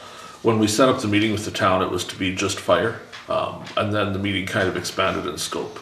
So we ended up discussing purchase services, water, a variety of things, which is unfortunate because we didn't have the right people from the right committees for those things. So we tried not to have substantive discussions, but just more general stuff. You may have seen the town and the Swan Valley West issued a joint statement regarding the meeting, indicating that it was probably one of the best meetings that have been held in the last 6 years or so, with the two councils, at least portions of the councils there. So it went very good.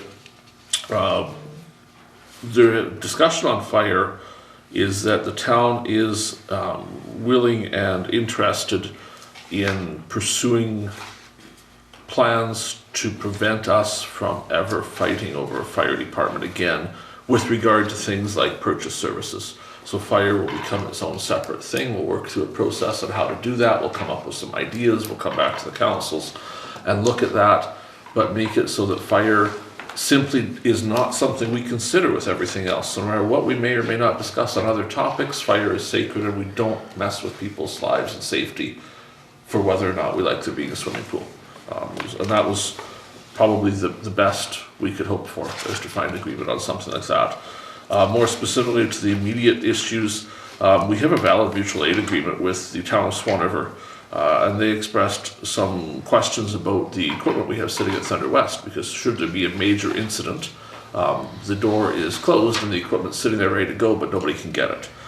So we're going to have our fire chiefs look at the equipment, find out what's there, and develop a plan for the immediate future, that if something big was to catch fire and they were to need another fire truck and the fire truck was sitting there, that something can be done, that the fire truck doesn't sit in the hall while we wish we had another one at a scene. So they're going to work out some plans on that to see what's possible and come up with some ideas. We discussed purchase services. There were some changes for purchase services that arrived today, which I would categorize as, when suddenly we're working together, amazing things happen when we express concern. So at that meeting, I expressed a concern that I'd expressed here, that only 50 people had used the Recreation and Wellness Center, and gee, each person that used it was costing $100,000 or $11,000. And so why don't we just buy some passes for Swan River people, because we would save a tremendous amount of money by doing that. And we laughed, and it was a good discussion. But it did get the ball rolling on the thought of, just that number just doesn't seem right. So the town has done some additional investigation, and today they were able to confirm that the number was incorrect. They had accidentally committed some problems in the calculations, the result of which, for the 2021 purchase services year, which has been fully paid for, we will be receiving a refund of $23,680 on fees for the Recreation and Wellness Center because the numbers were miscalculated.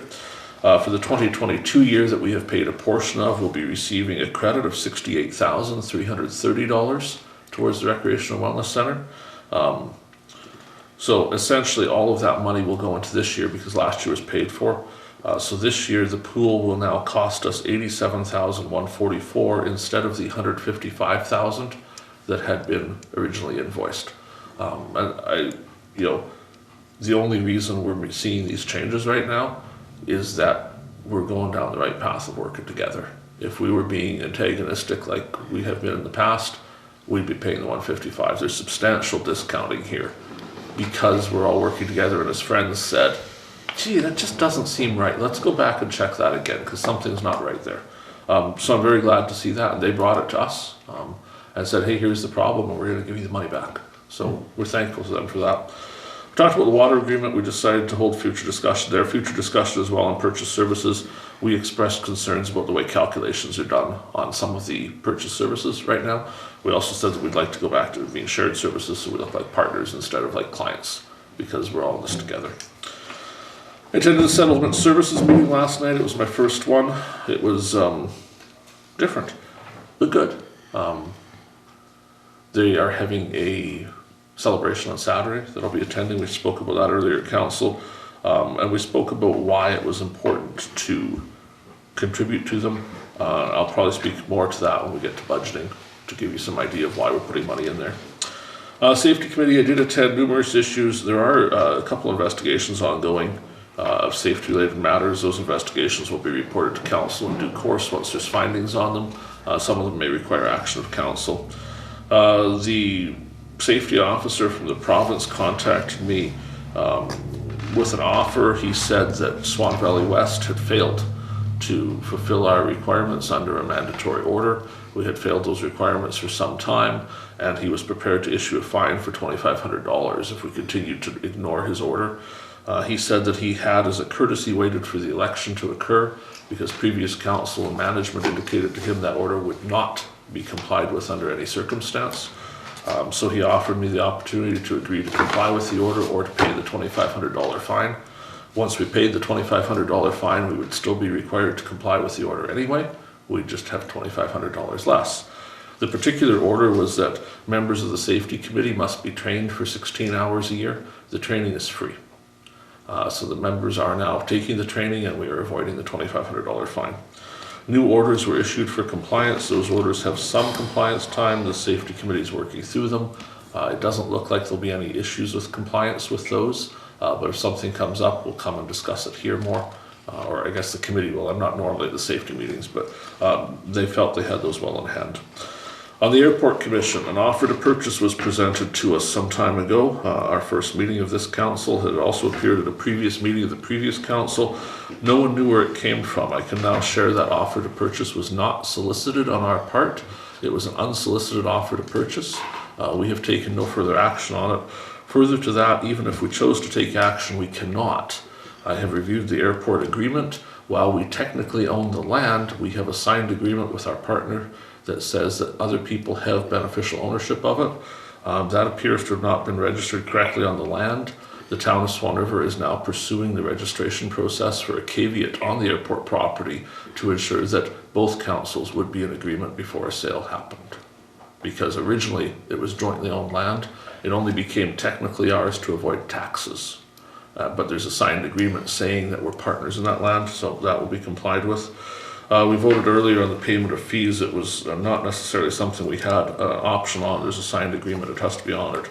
There's a portioning discussion. We had that earlier at council a few weeks back. I spoke to the mayor this morning on that. He had some concerns. He indicated that since time began, the Airport Commission has been the expenses shared based on assessment. And that this council, Swan Valley West, had taken a substantial concern with that and wished to see a change to it. The change that we had proposed in the past was change it to per capita. So it would be the share based on the number of people in each municipality. The town of Swan River opposed that because they feel that it's better by assessment.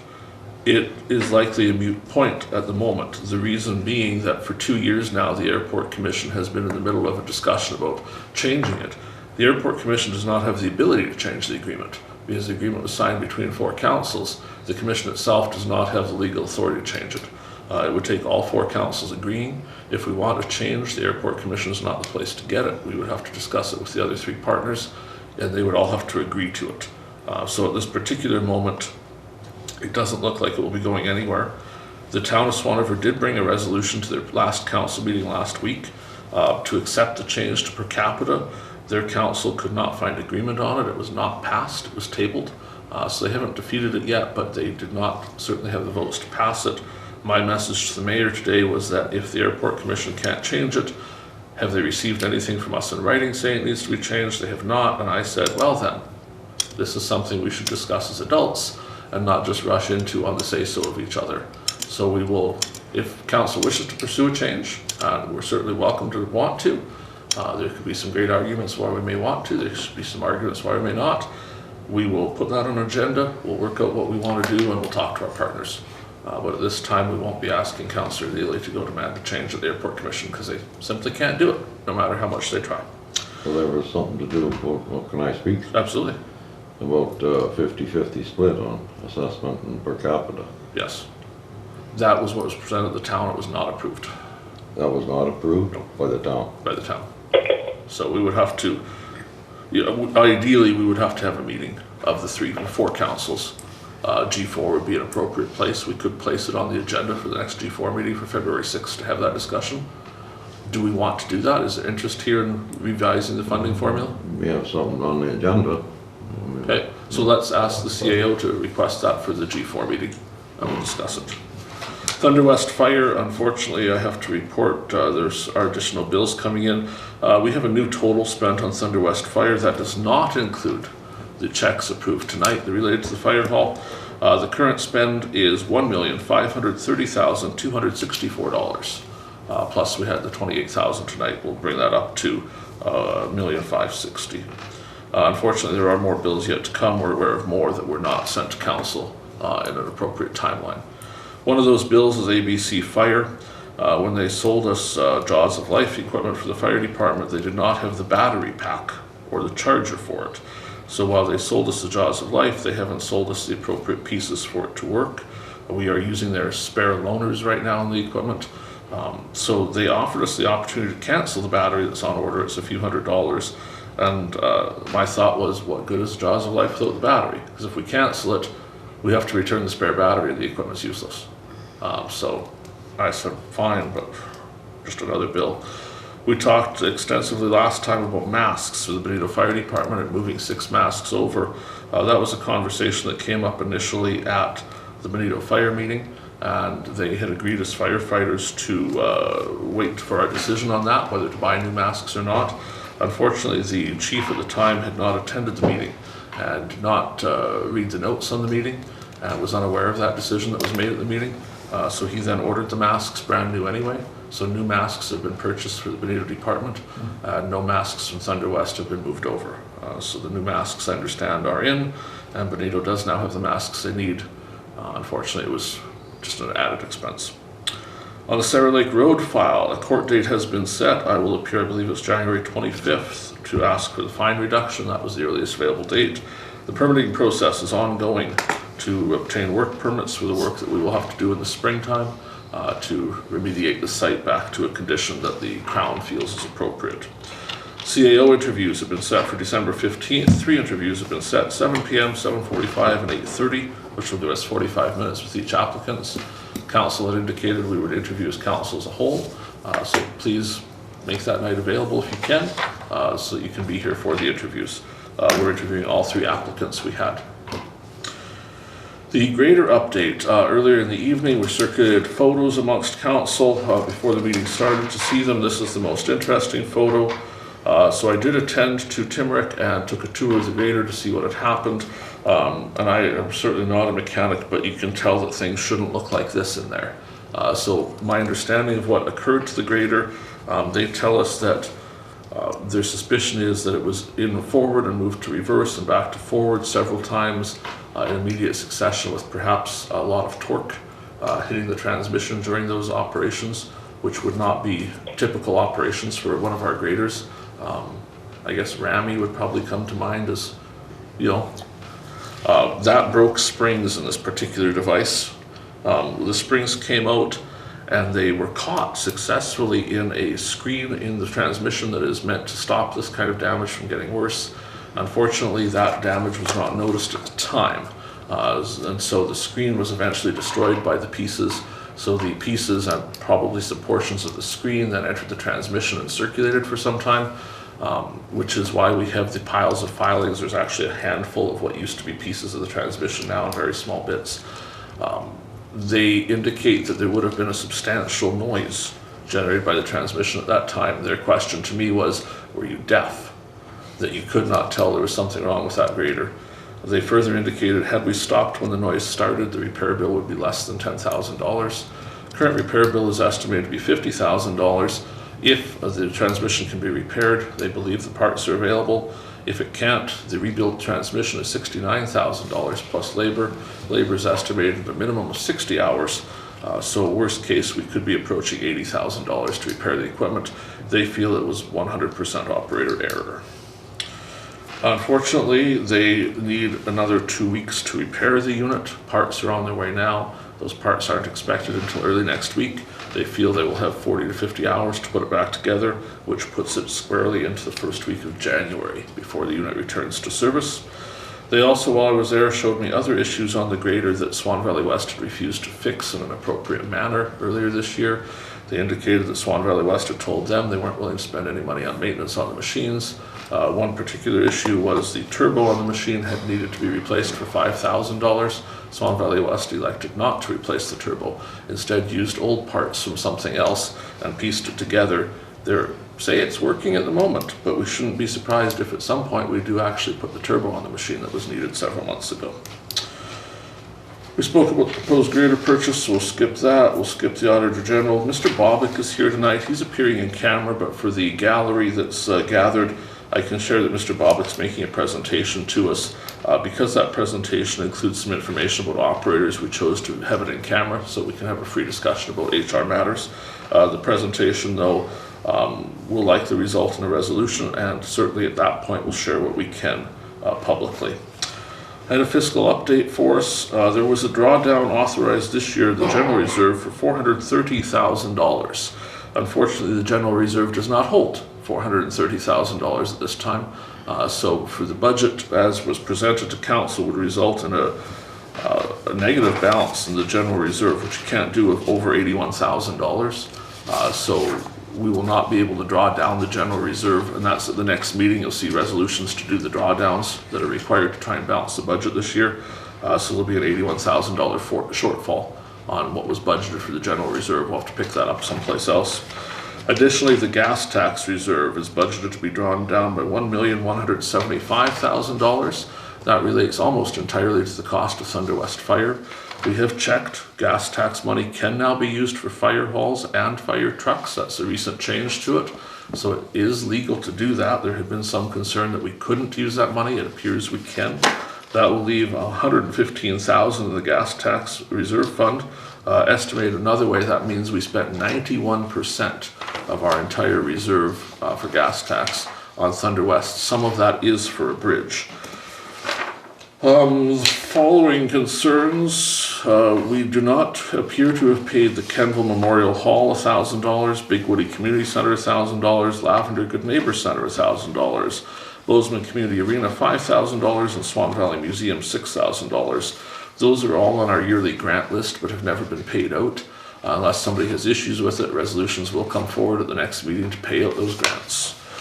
The bridge spending is suspiciously low. Our budget indicates that we are under budget by $244,491. That seems absurd. We have begun looking to see why. We did do 2 bridges. The bridges were supposed to cost $500,000. So the question is, if we got a $240,000 discount, or if perhaps there's another bill floating around that Council simply didn't write a check for, and we need to know. So we'll search that out and have that answer for the next meeting. If we do indeed owe the money, we will attempt to pay that this year because we need to. Parkland Tourism memberships unpaid, and physician recruitment, $46,000 is shown in the budget for that. It has not been expended out yet. We'll research that and find out what the plan is, but it certainly looks like that may have to be paid. The budget shows at current we have a surplus of $206,000 remaining for this year. Doesn't take a rocket scientist to realize I read off more than $206,000 of expenses there. With the transfers though, And with the greater purchase tonight, it looks like we will probably end the year with a very, very small surplus. So we should still be okay for this year. That concludes the Reeves report. Questions? You repeat that? No. No. On those masks, I heard that they didn't fit the breathing apparatuses or something. So that is a popular rumor out there. The actual mask people report that's not the case. When we were in Benito that night, that question was asked if they would fit. And the reality is that the Benito breathing apparatus, some of it had been borrowed by Thunder West and fit just fine. So they likely would have fit. But unfortunately, it was communication that didn't get through in time, and their It was a customer. fireman, Yep. I was talking to him, maybe he got it wrong, I don't know. Yeah, the firemen that were at the meeting were fairly sure it was going to be fine. But I guess the ones that hadn't attended the meeting then didn't get the message. So, anything else for questions on that report? If not, I believe Interim CEO Ellingson may have a report. Very small, because we covered most of it by now. I was just going to mention that the cell booster that had been purchased for elections for Lavender Hall. Okay. Apparently Stan Anderson went out there the next day and picked it up, and he's installed it at Thunder West. Oh. So that's where it is, so it'll just, instead of being expensed to elections, I'll expense it to Thunder West. Is there one at the Benito Fire Hall? I don't know. Some kind of booster? No. Why would we need a booster at Thunder West? Looked nice. It looks nice. Like, would it make more sense to move it even to Durban Shop? We may wish to visit that in the future. Certainly that may be a public works issue. And the other thing actually just is a message that I got from a member who was in the gallery tonight. And he said, he just wanted to pass along that he enjoyed his time at tonight's meeting, and he wishes to thank all of council and the Reeve in their effort to make this municipality a great place to live. Oh, thanks. So kudos to all of you. Very nice. Very nice. We have a couple resolutions coming out of that. Oh, I thought it was you. No. He's gonna say something like, this is a really long meeting. He's a ratepayer, he watches what you're talking No, about. I thought it was you. Resolved that we approve a donation of blank to the Benito District Recreation Board for the walking program. Is 225 the number you wanted to put in there? Is that it? Yeah. So the resolution reads, resolved that we approve a donation of $225 to the Benito District Recreation Board for the walking program. Is there a mover? Councillor Burick. Is there a seconder? The Neil guy better do it. Byron? Any discussion on the resolution? I'd like to add the walking programs at the halls and recreation centers have. My grandmother, 97, and a veteran, I will add, and she really looks forward to that. What's an outing? There's something to do, and she's actually very active. She was an athlete when she was younger, and that's why she enlisted on her 18th birthday. 97, she still goes walking. Good for her. I can't keep up there, but it's important. It's important to the elderly and people like her. So I think we need to do it. Big part of their day. Yeah, I think we need to Something to do look forward to. it. You know, Any further discussion? Call the question. Those in favor? Yes. That is carried. Resolved that the committee reports be accepted as presented. Councillor Zbirun, Benito District Recreation Board meeting. Councillor Kushniryk, none. Councillor McGregor, Library Board meeting. Councillor Blosha, Safety Committee. Councillor Neely, Safety Committee, Facility Inspections. Councillor Burick, Safety Committee. Reeve, Gade, Meetings, Towns, whatever. Settlement Services, Safety Committee, Airport Commission, Thunder West Fire Department, Sarah Lake Road, CAO interviews, greater repair, financial reports, and community grants. Do we have a mover? Councillor Kushniryk. A seconder, please. Councillor Zbirun. Any discussion on those reports? All those in favor? Yes. That's carried.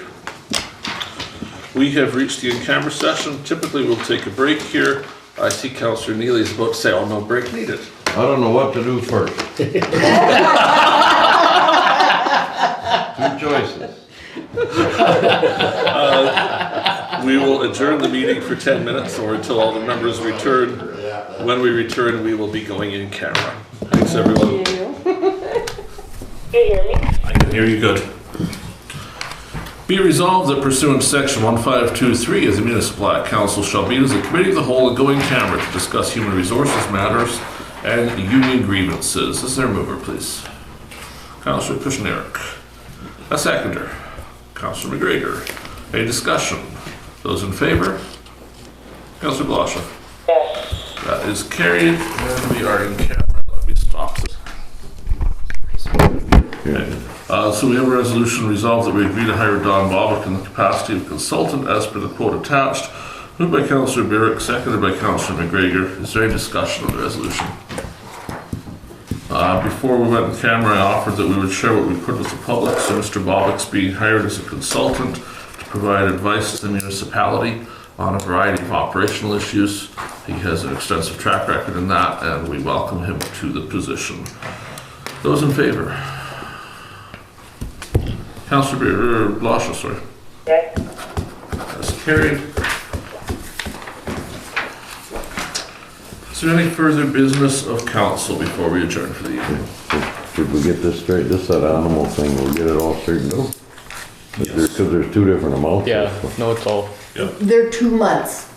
The October one never got presented to council. Yeah, but I mean, Until there's now? two pieces to pay, one for $4.90 and one for $1.60 or something. Maybe that's what Carrie was, This was the quote for the trap, yeah, yes. And we did pass a separate resolution for yeah, that, to buy that. to buy that. Yeah, it's Or not- not buy it, but I mean, get it It's not built. made yet. Hey, It's just a quote, it's not made, right?